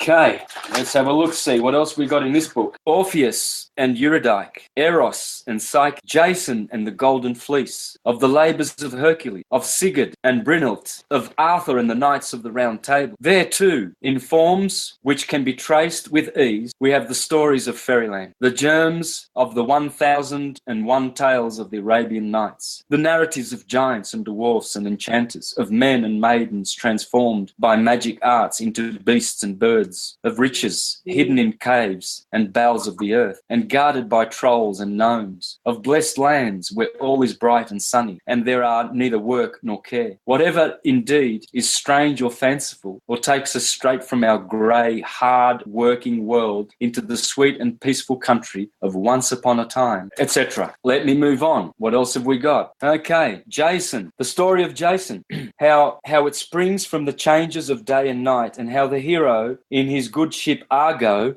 it's interesting, isn't it? Jason has a ship called Argo, Argo. It's all on the ecliptic, guys. Jesus is here, Moses is here, Abraham, Jehovah, Christ, Krishna, Buddha, Humpty Dumpty. Humpty Dumpty sat on the wall. Humpty Dumpty had a great fall. All the king's horses and all the king's men could not put Humpty together again. It's the year. Once you destroy a year, that's why the 1st of January is called Circumcision Day, according to the Jews. Why is that? You'll see that in the presentation, the holy day. If you flick back to it, you'll see the 1st of January is Circumcision Day. Well, why? Because after the son is born, 25th of December, you wait 8 days, then you circumcise the year and you start a new year. Son is born on the 25th of December. In Jewish tradition, you wait 8 days and then you snip off his bits. That's the year. That's why January 1st is the day of circumcision. Exactly 8 days after the son is born. It's all on the ecliptic. All on the ecliptic. Everything. There's nothing literal. It all comes from this. This is the first truth. All other truths are second. This is the principle. All others are attributes of the principle. Everything is here. It's all energy. God is energy. Conscious energy. Searches for and bears away in triumph the golden fleece, the beams of the radiant sun. Or we might fly with Perseus on his weary, endless journeys. Perseus. Oh, well, who's Perseus? Oh, well, that's a deacon of Aries. Perseus, Cassiopeia, the big M in the sky at the Arctic Circle, Cassiopeia, that M, that's Mary. Perseus, Jesus, the Christ, and Cassiopeia, and Cetus. Those are the 3 deacons of Aries. Perseus, what's he doing? He's holding up Medusa's head. That's every morning Perseus slays the starlit night, Medusa's head. Or we might fly with Perseus on his weary, endless journey, the night pursuing and scattering the darkness. The glittering hero, borne by the mystic sandals of Hermes, hearing the sound of the sunlight, piercing the twilight, or gloaming in the land of mystic grey, slaying Medusa, the solemn starlit night, destroying the dark dragon, and setting free Andromeda. Andromeda is here in Pisces. He frees her. Perseus frees her. Yeah, because Andromeda is the end of the year. Perseus is the start of it. There's always a Christ. Hercules is here. That's a Christ. Orion is here. That's Osiris. That's a Christ. This is the cerebellum. This is the optic thalamus. Orion. The pineal gland. That's the Pleiades in Aries. Optic thalamus, Taurus. Pineal gland, Aries. That's where heaven is. Heaved up. Head. Heel is hell. Or Hermes, we might trace out the master thief of Teutonic and Scandinavian and Hindu legends. Or in Hercules, the type of the heroes who are godlike in their strength, yet who do the bidding of others, and who suffer toil and wrong, and die glorious death, and leave great names for men to wonder at heroes such as Odysseus, Theseus, Phoebus, Achilles, Sigurd, and Arthur, and all of whom represent, in one form or another, the great mystery of nature and the conflict of light and darkness. And so, if we look to their deeper meaning, the constant triumph of good over evil and of right over wrong, etc. Having fun yet? How are we going, Karen? All right, let's have a look at myths and myth makers. John Fiske, Sleeping Beauty, the Earth Goddess, Winx, excuse me, sorry about that. That's not Winx. I need my glasses. The myth of Sleeping Beauty, the earth goddess, sinks into her long winter sleep when pricked by the point of the spindle. In her cosmic palace, all is locked in icy repose, naught thriving save the ivy which defies the cold, until the kiss of the golden-haired sun god reawakens life and activity. The wintry sleep of nature is symbolized in innumerable stories of spellbound maidens and fair-featured youths, saints, martyrs, and heroes. Sometimes it is the sun, sometimes the earth that is supposed to slumber. Odysseus, stripped of his beggar's raiment and endowed with fresh youth and beauty by the dawn goddess, Athene, engages in no doubtful conflict as he raises the bow, which none but himself can bend. Nor is there less virtue in the spear of Achilles, in the sword of Perseus and Sigurd, in Roland's stout blade, Durandal, or in the brand Excalibur, with which Sir Bedivere was so loath to part. All these are solar weapons, and so too are the arrows of Tell, and Palnatoki, Egil, and Hemingre, and William of Clonsdaleis, whose surname proclaims him an inhabitant of the Pacian land. William Tell, whether of Cloudland or of Altdorf, is the last reflection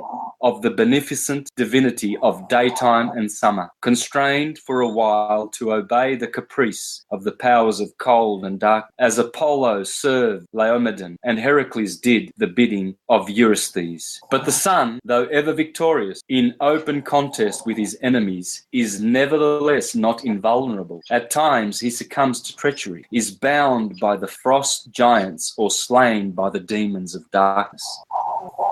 Little Red Riding Hood. Little Red Riding Hood. Who is red when it sets? The sun. Who is the wolf? The wolf is a deacon of Libra, Lupus. This is the dark point. The wolf of night is always ready. You see, Little Red Riding Hood, Grandma says, Mama says, don't you go stopping in the forest. The sun never goes retrograde. It's always direct. Little Red Riding Hood, she goes straight through the forest. She doesn't talk to anyone unless she comes in a conjunction with a planet. Sun and moon, new moon, sun and Jupiter. Those are conjunctions. The sun stops and has a chat in a symbolic sense. But figuratively, Mama says, don't you talk to no wolves. Don't you talk to no strangers, because she knew that there's a wolf in the forest on the ecliptic, and it's always there. And the hunter, Orion, he's always going to kill, he's always ready. Perseus, Orion, Auriga is here too. Auriga's another hero. The charioteer, he's in Orion. Perseus is in Aries. They are always ready to save Little Red Riding Hood. So the wolf gets his stomach opened, and Little Red Riding Hood gets to go through the forest once more. Tom Thumb, Little Red Riding Hood. I just can't stop and do all these. The preponderance of solar legends in most systems of mythology is not due to a lack. No, I don't want to read that. There was a better one here somewhere. Some good quotes. Oh, here's a beauty. Song of Sixpence. Obviously, the 24 blackbirds are the 24 hours, and the pie that holds them is the underlying earth covered with the overarching sky. Must have been a flat earther. How true a touch of nature it is that when the pie is opened, that is, when day breaks, that's the pie, that's 24 pie, the 24 blackbirds of the pie. When day breaks, the birds begin to sing. The king is the sun, and his counting out the money is pouring out the sunshine, the golden shower of Danae, all is a done. The queen is the moon, and her transparent honey, the moonlight, honeymoon. The maid is the rosy-fingered, rosy is red, the maid is red shift, blue shift. The maid is the rosy-fingered dawn, all is adorn, who rises before the sun, her master, and hangs out the clouds, his clothes across the sky. The particular blackbird, who so tragically ends the tale by snipping off her nose, is the hour of sunrise. In all this interpretation, there is no a priori improbability, save perhaps in its unbroken symmetry and completeness, that some points at least of the story are thus derived from antique interpretations of physical events, is in harmony with all that we know concerning nursery rhyme. In short, the time-honoured rhyme really wants but one thing to prove it a sun myth. That one thing being a proof by some argument more valid than analogy. The character of the argument which is lacking may be illustrated by a reference to a rhyme about Jack and Jill. Anyway, then he goes on to Jack and Jill. I've done that. The mere fact that solar heroes all over the world travel in a a certain path and slay imps of darkness is of great value as throwing light upon primeval habits of thought. Anyway, oh man, look, it's just endless. The predominance of solar legends in most systems of mythology is not due to a lack of that titanic assurance which we say the sun must rise, nor again to the fact that phenomena of day and night are the most striking phenomena in nature. Eclipses, earthquakes, floods, and phenomena of the most terrible and astounding kind, as they have all generated myths. Yet their contributions to folklore are scanty compared with those furnished by the strife between the day god and his enemy. The sun myths have been so prolific because the dramatic types to which they have been given rise are of surpassing human interest. The dragon who swallows the sun is no doubt a fearful personage, but the hero who toils for others, who slays hydra-headed monsters and dries the tears of fair-headed damsels and achieves success in spite of incredible obstacles, is a being with whom we can all sympathize and of whom we never weary of hearing. Yeah, I never weary of reading the gospel, the great poems, because it's a story about you. The hero, ultimately, Horace, is you. Alrighty, I think I've about presented everything I wanted to present. I think we could do some questions then, guys. So far,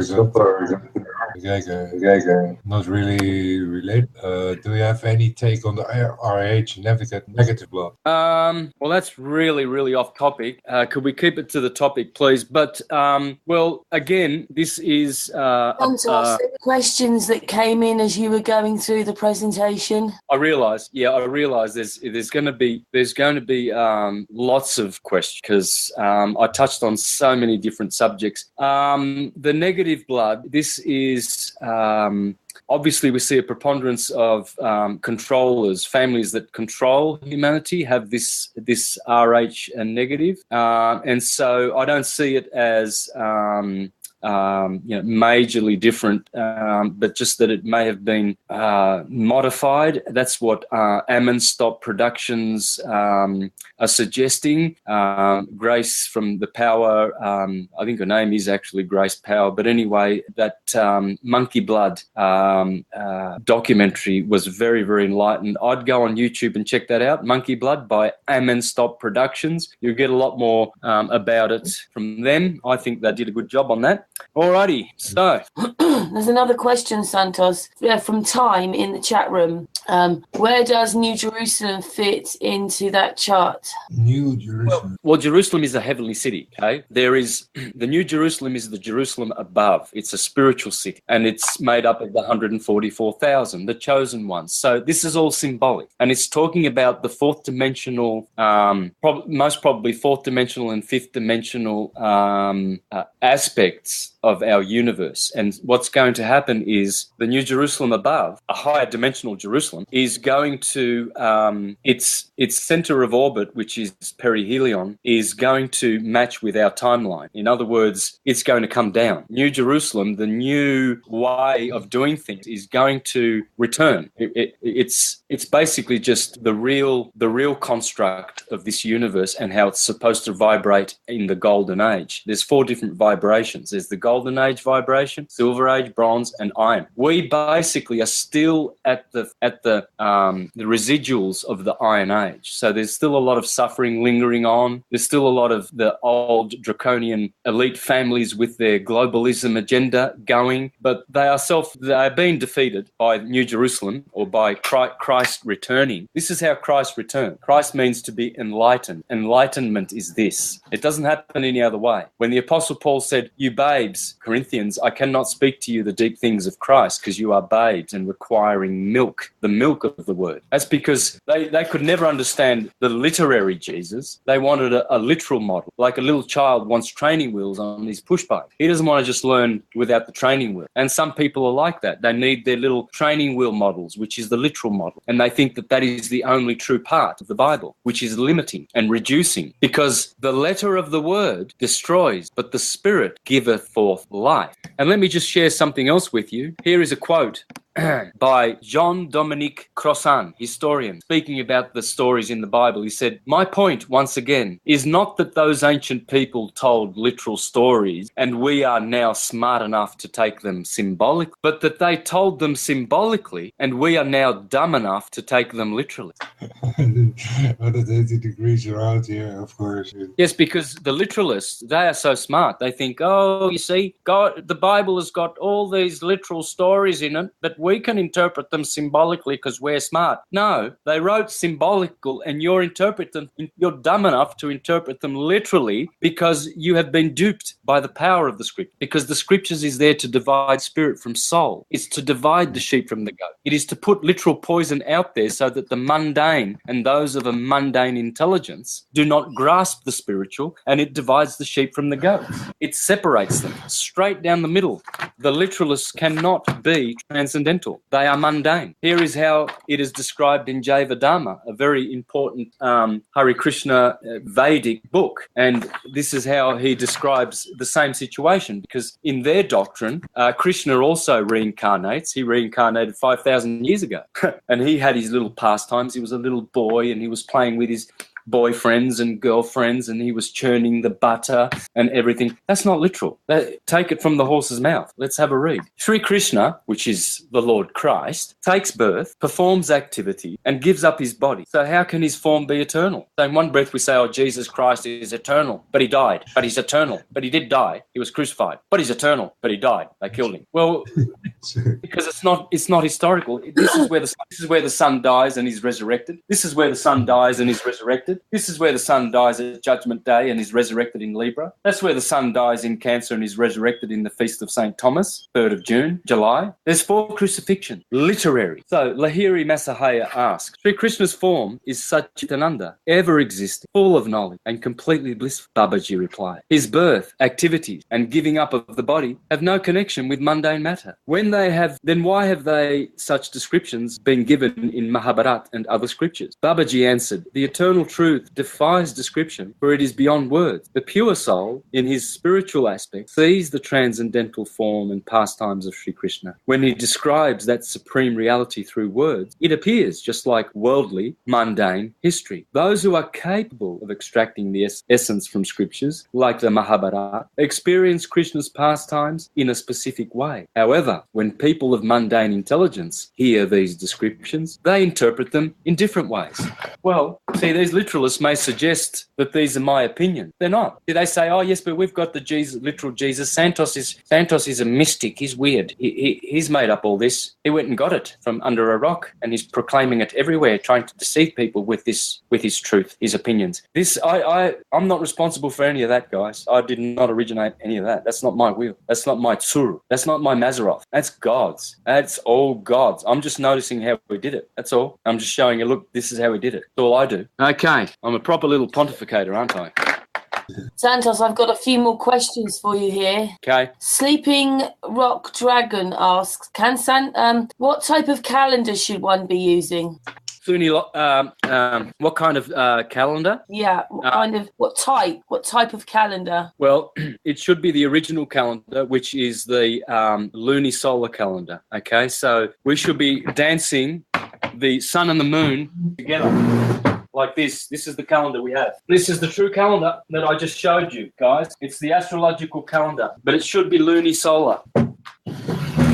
So what we have, equator, Tropic of Cancer, Tropic of Capricorn. In the book of Enoch, it says that the sun has six gates. One is, there's your cross. By the way, that circle with a cross in it, that's the symbol of the earth in astrology. Earth, sun, those are the symbols. Moon, Jupiter, etc. See that? Isis, Ra, the radius, and El, the circle, is Ra, El. This is 1, this is 7. Ra has 7 rays, and this is 12. And the 1 is a trinity, which makes 22. Okay, that's the sun, and this is what the Jews teach. This is how you teach simply: spirit is this, soul is this, and body is this. Radius, Ra God, and his circ El. So Enoch says that there are 6 portals. One is at the Tropic of Capricorn, just above it. Can you see that? Please tell me you can see that circle. Yeah, we can. Okay. Portals or gates? Gates. Yeah. Portals seem so fictional in that sense, out of the fiction part, that people think that there is some kind of magical portal from somewhere to some kind of the Pac-Man idea of how that time works. Yeah, it's gates, not portals. Yeah. That's the word. Yeah. In Portuguese and Spanish, a gate is portão, porta. So porta in Italian, door, portal. A gate, sometimes they call it a door. It's weird, but gates and portals are actually one and the same word. So porta, like a port where you bring ships in, it's a doorway. It's a portal. Okay, so but it's still a gate, because what do they have? They have gates there. So, but the proper word in English is definitely gate, because that's the word that was translated in Enoch, especially, number one, and secondly, it does give you a true scientific terminology rather than something airy-fairy portal, like they've glorified in Hollywood. Okay, so the other one is the other portal is above that, a gate rather, and then another one is here, and then another one is above the equator, and then one is here, and then one is at the Tropic of Cancer, right on the tropic. And I think this one is also right on the equator, whereas this one is not. Okay, so and it takes 30 days for the sun to go from gate to gate, and these said that these are in the east. Well, the moon is doing the same thing. She's going through the gates, but the sun takes 30 days. She takes 25.31. Now, I don't understand this properly yet, this 25.31, but I'm trying to nut this out. I'm working on the Book of Enoch and its cosmology, because obviously he was a stationary horizontal earther. There's no doubt about that. It's a flat earth cosmology, just like the Bible, just like astrology, which I have shown. Go on, you go. It's in a unit of a day, but it has its own length in that particular unit of a day. And the day is the main thing where you can actually measure all the other shit.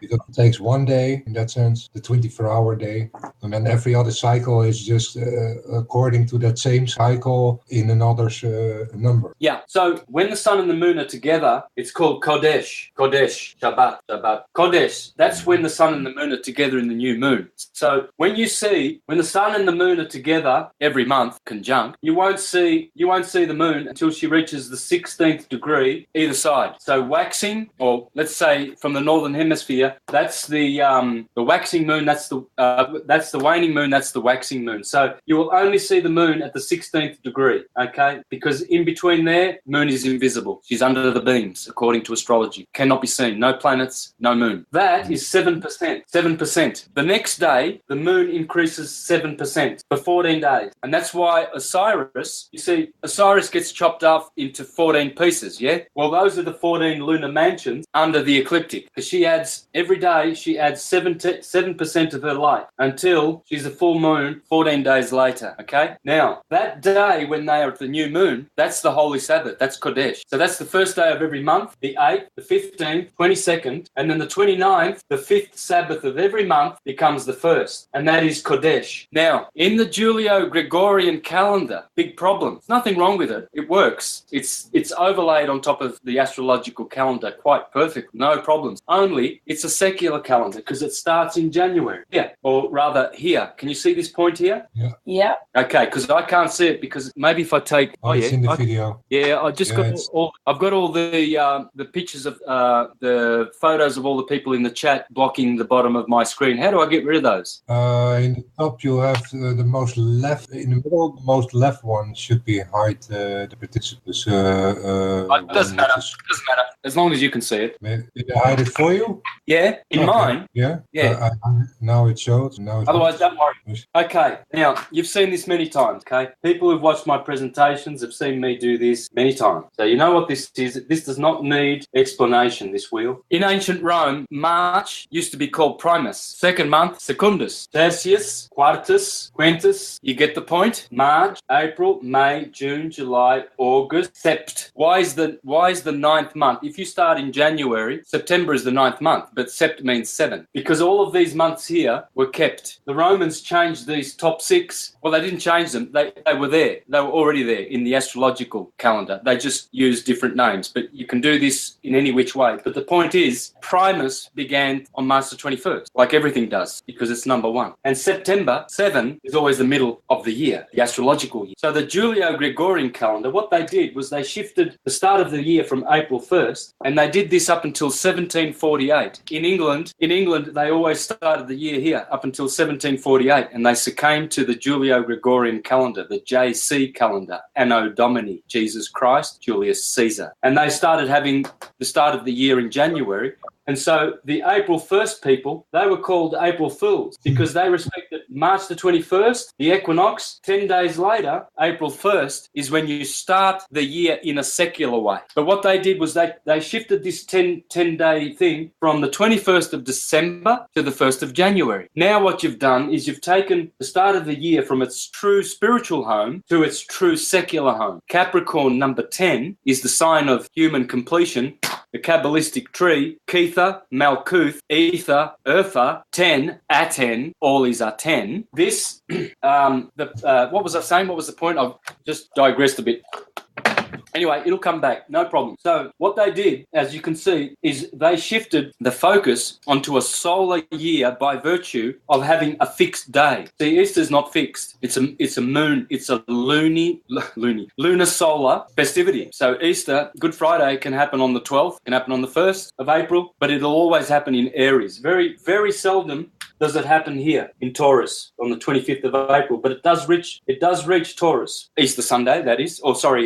Easter Sunday. Because how it's done is it's calculated like this. It's the first full moon, it's the first Sunday, rather. Easter Sunday is always the first Sunday after the first full moon after this crossing. So this crossing happens, then they wait for the full moon, which will always happen at Nicene 14, the full moon, and that could happen on a Tuesday. So the Christians, the Catholics, they wait for the Sunday. So they have, after that Tuesday, they have Good Friday, Easter Saturday, Easter Sunday, Easter Monday. But it always happens in this period. So it's a lunar solar. That's why when you do lunar solar, you have the sun is sol and the moon is mon. She's mono, which is a Greek word for alone, and the sun is sol, solo, which is the Latin word for alone. So Solomon is your body. The builder, Hiram Abith, is the Hiram above. And that is the same words as I showed you last week as other words like harmony, Harpocrates, and the moon. Hormone. How do you balance your Horus and your moon? So if we're going to have harmony and balanced hormone and a good temple of Solo Mono, our bodies, all in order, we have to go back to a lunar solar calendar because that was how our cosmology came to us. Not solar, which is the Julian calendar. Okay, next question. Okay, Santos. So I had a bit of a cough then. I had to mute myself.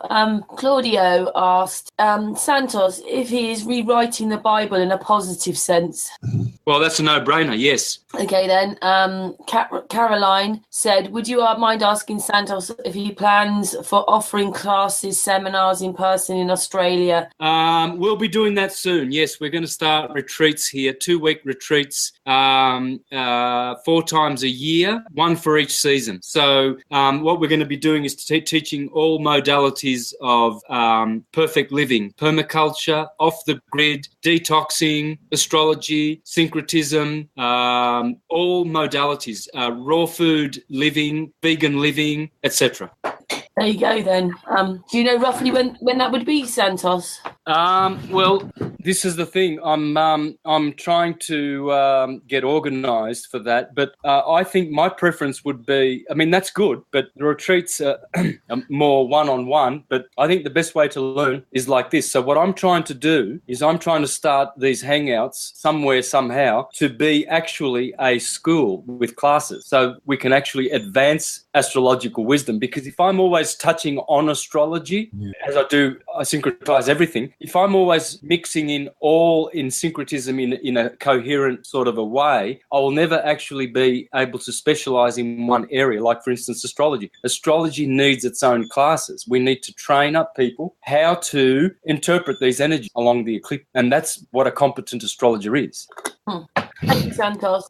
Another question here. Robbie, he asks, there any truths in the Bible stories other than being cosmology, as in a literal as in literal, that happened? Well, first of all, you must understand the Bible is a book of truth. It's not a book of fact. And so the historical content in the Bible is purely just a post-redaction interpolation process where they use certain historical events as a device to bring down the eternal gospels and make them temporal. So the Romans did that with Jesus, Julius Caesar, JC, Anno Domini. It's the same thing. That's who Jesus is. It's the one who the calendar is named after. And our calendar is named after JC. Anno Domini is after Julius Caesar. This is something literalists will never accept, but that's how it is. So what they did was, what was the question again? I just need to refresh my... So you were asking, there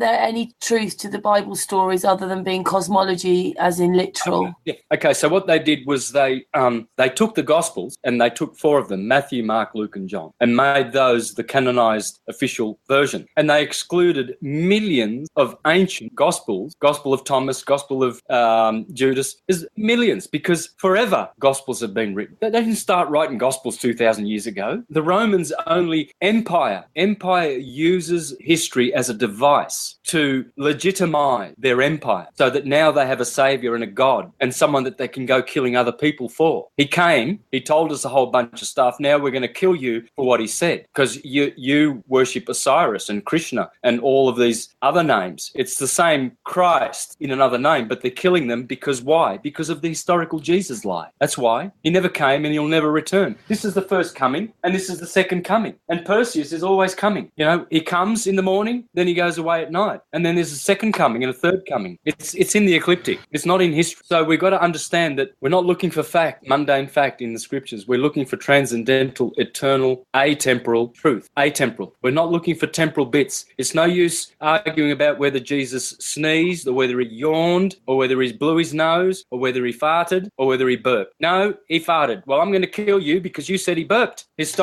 Anything that he ever did historically has got nothing to do with our lives anyway. So if he did come historically and lived and did all those things, it has nothing to do with us. It's gone. It's dead and dusted. It's gone. Eternity is with us, not the past. The past is dead and gone. Sure, we can get lessons from the past. Yes, great lessons from great men and women who have bequeathed powerful lessons to us. But the Gospels are gospel, okay? I'll do a show on how to write Gospels one day. I did it when I was in England in 2013 in Birmingham. I called it the art of gospel writing. It's a shame they never put it up, Truth Juice, lazy bums. I did 14 presentations all over England. I went to Leicester, I went to Hull, I went to St Anne's, Bristol, Brighton, Manchester. I was all over the place. They hadn't put one up. The only 2 that were up are the ones I did in Glastonbury and Stonehenge, and that was not from Truth Juice. So if anyone knows Truth Juice, let them know that I'm not happy. And I'm giving Truth Juice a very, very bad name, because they dishonoured the contract. I said, I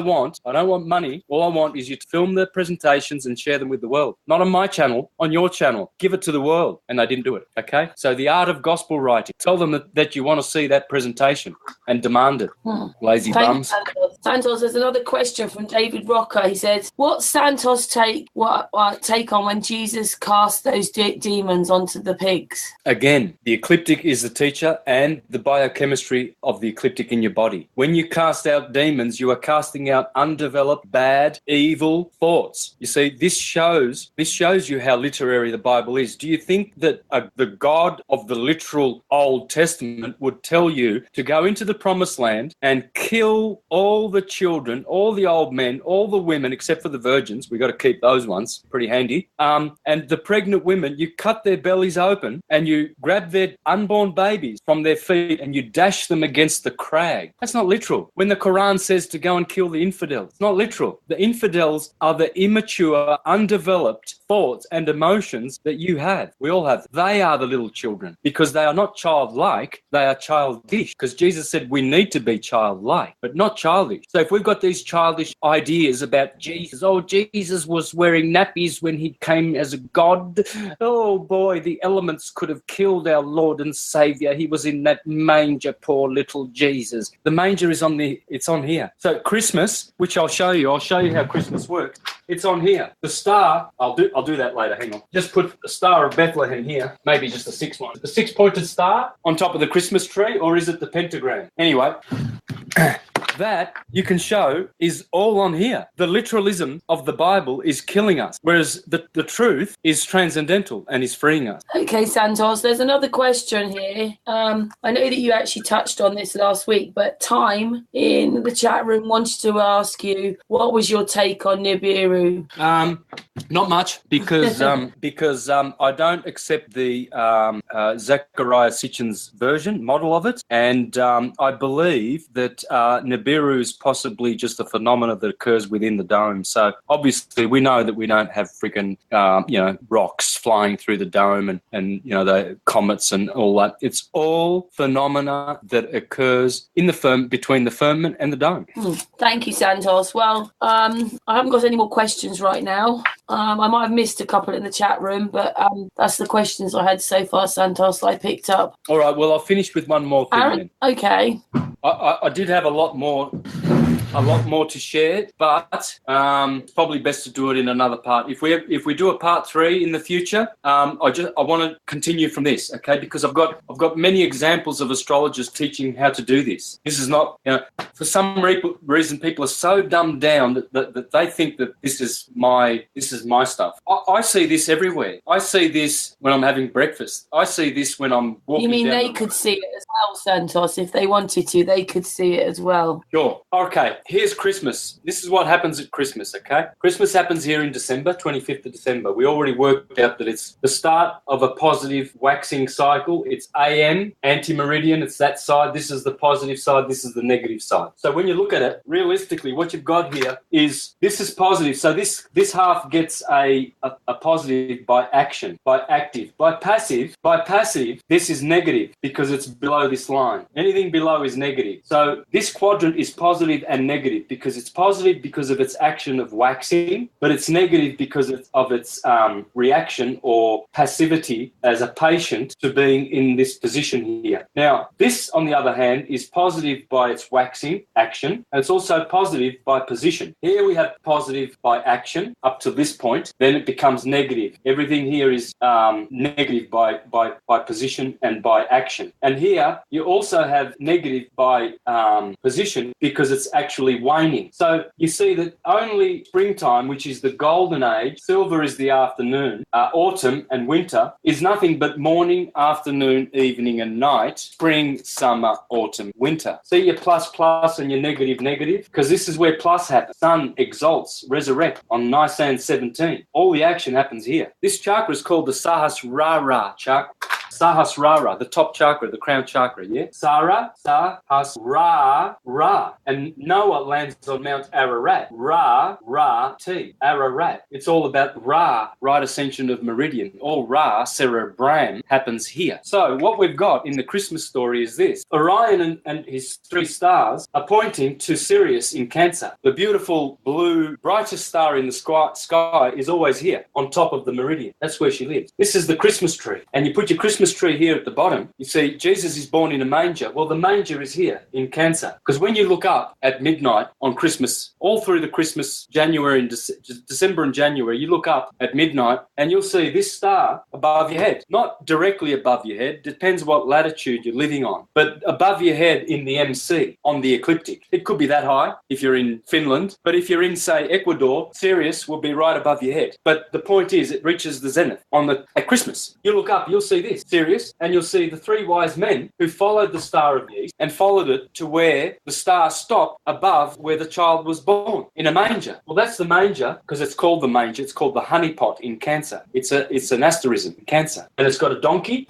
It's got Asinellus major or Asinellus australis and Asinellus borealis, the twins. So you see, Cancer has Ursa Major and Ursa Minor. It has 2 donkeys in it. Gemini has 2 twins. It has Canis Major and Canis Minor in it. Argos is the boat, the bark of Ra, Noah's Ark, that carries in 2 of all the animals. 2 twins, 2 dogs, 2 bears, 2 donkeys. So when you look up at Christmas Day, Christmas midnight, you're seeing the manger, and the Bible said that shepherds were outdoors. Well, that's here because the flocks are in Capricorn. And so the shepherd, the goat, because they're also goat herds in Capricorn, and the manger's always full of a cow. There's always, what animals do you see in the manger? A cow, a lamb, a horse, a donkey, Asinellus Palus Australis Asinellus Borealis. What else do you see? A goat, Capricorn. And so the shepherds that are outdoor, they are the pastors or the ones who are checking the stores. And every time you look up, you'll see the three wise men who come from the east. You see, what you'll see, you look east, you'll see Orion. And the three wise men, the belt of Orion, is pointing pretty much almost straight at Sirius. There's a little bit of a,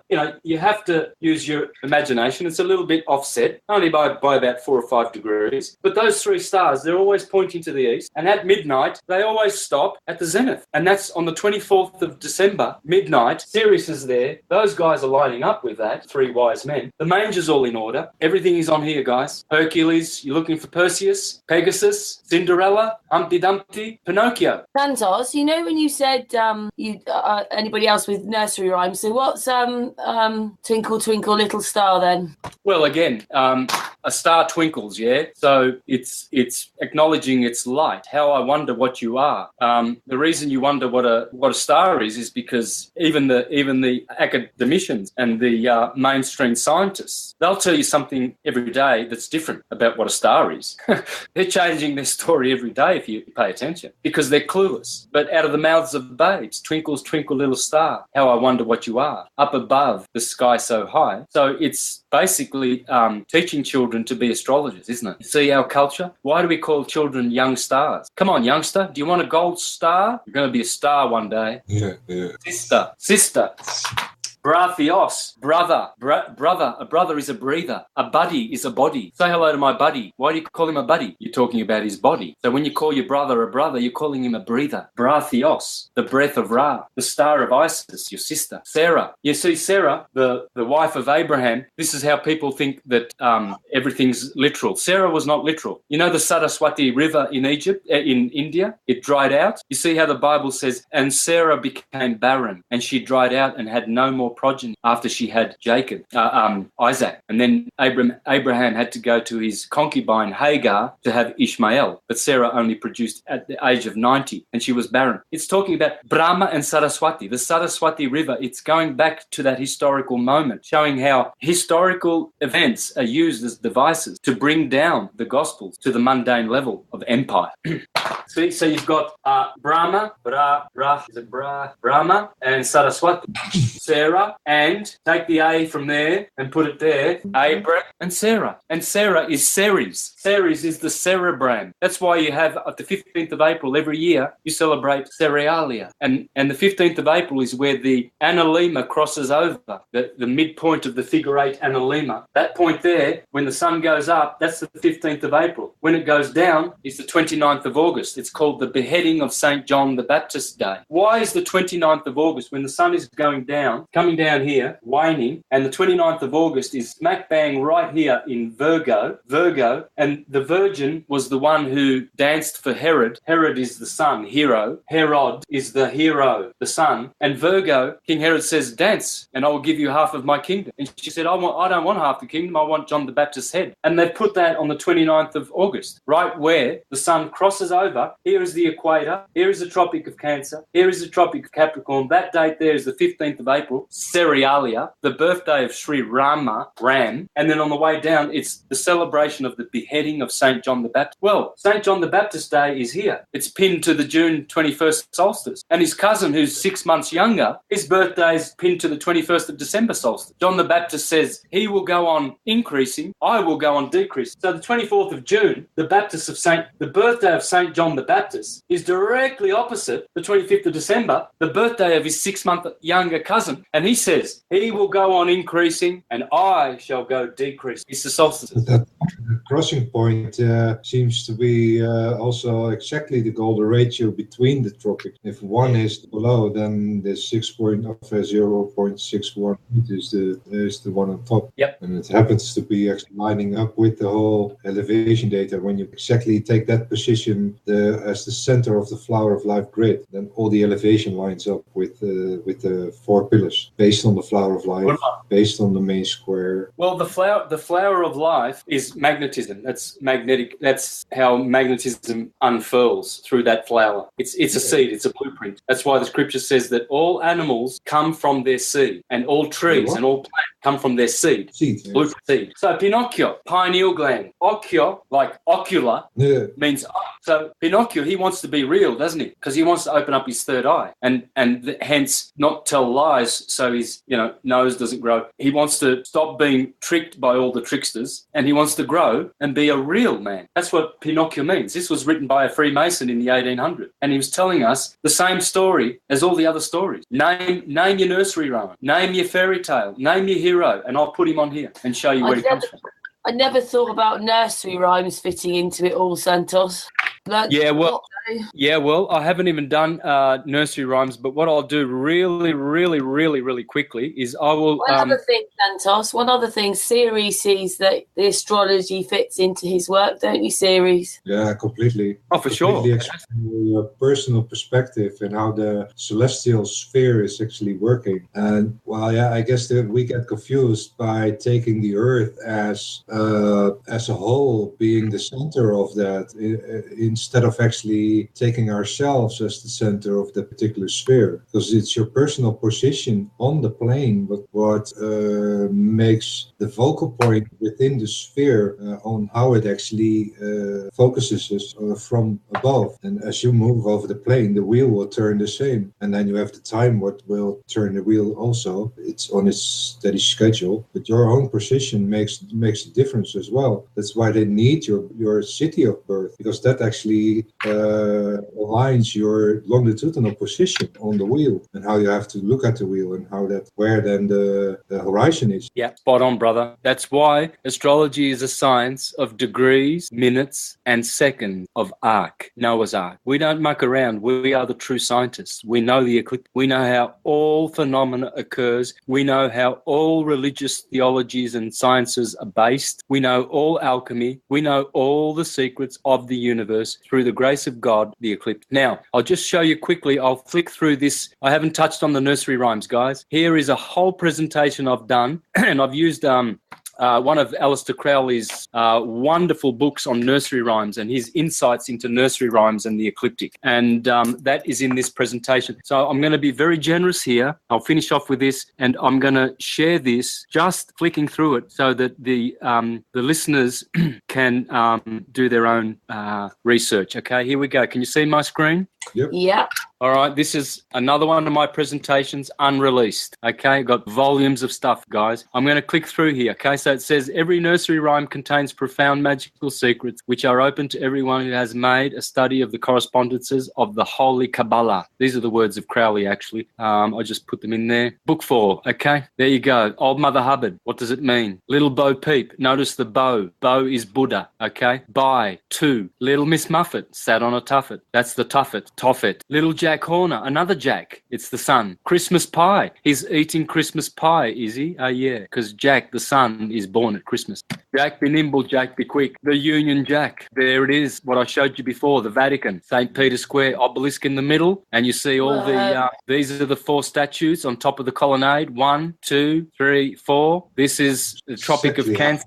It is laid out over the earth. Those are the 4 pillars. Yep. Out of the first circle, these are the four pillars. Yep, and you can see here there's a YouTube video that shows this. This video link down the bottom here, that's called, the title of the video is a 12-minute video showing you the Vatican, St. Peter's Square is a sundial, and it says it's called Christianity Revealed, Solar Worship. Jack and the Beanstalk, what does it mean? Jack and Jill, Tom Tom, Tom Tom, all these are Tom. Hickory Dickory Dock, that's your spinal column. The mouse is the soul. The soul runs up the clock. The clock strikes 1. Of course it's going to strike unity, isn't it? Unity, that's the clock. There it is. There's 1. It's your chakra system. Humpty Dumpty. Peter, Peter, pumpkin eater. I used to sing that to my brother Peter. Taffy was a Welshman. Bye bye baby bunting. Daddy's gone a hunting. Pat a cake, baker's man. All right, guys, I'm just going to scroll through the rest. You can close off the show if you haven't got questions. I think we've done enough. One more question just from Karen B in the chat room, Santos. She just wanted to know if you could recommend a book to begin learning astrology. I would get Thomas H. Burgoyne, Volume 2. I read from Volume 1 today. Get Volume 2. Get Firmicus Maternus, Mathesios. Get Bonacci, Bonacci, 800 year ago astrologer. Get Ptolemy. Get those ones. Ptolemy's is the Tetrabiblios, which I've been using in my presentations of late. Firmicus Maternus is called Mathesios. Get that one. Very good one, that one. And get Bonacci. Those are the best. I'm going to do a show from Bonacci showing you how astrology is based on the ecliptic in another show. That's if you'll invite me back. Of course we will, Santos. Alrighty. So now for 3.5 hours, I think probably it's best probably to end that the hangout with Santos, and we can just have a word with Santos afterwards. Wilson, Aaron, Series, come back. We have a group hug for Santos and for the chat room and everybody watching. Come back, everybody. I'm here. I didn't go anywhere. Aaron? Oh, well, they're obviously listening.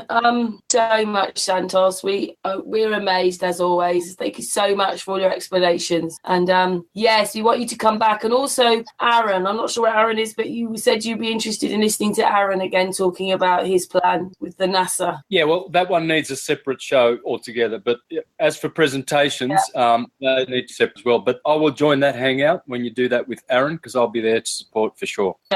So we're going to give Santos and everybody in the chat room and everybody who's going to watch hug from us. Very much. Yay. Thank you, Santos. Namaste. Hare Krishna. Anyway, thank you, everybody, for watching. We're back tomorrow at 9 o'clock. So thanks again and see you tomorrow. And a big mwah for Santos. Bye, everybody. Thank you so much. Taking ages for the button to, that's it. I think we're off.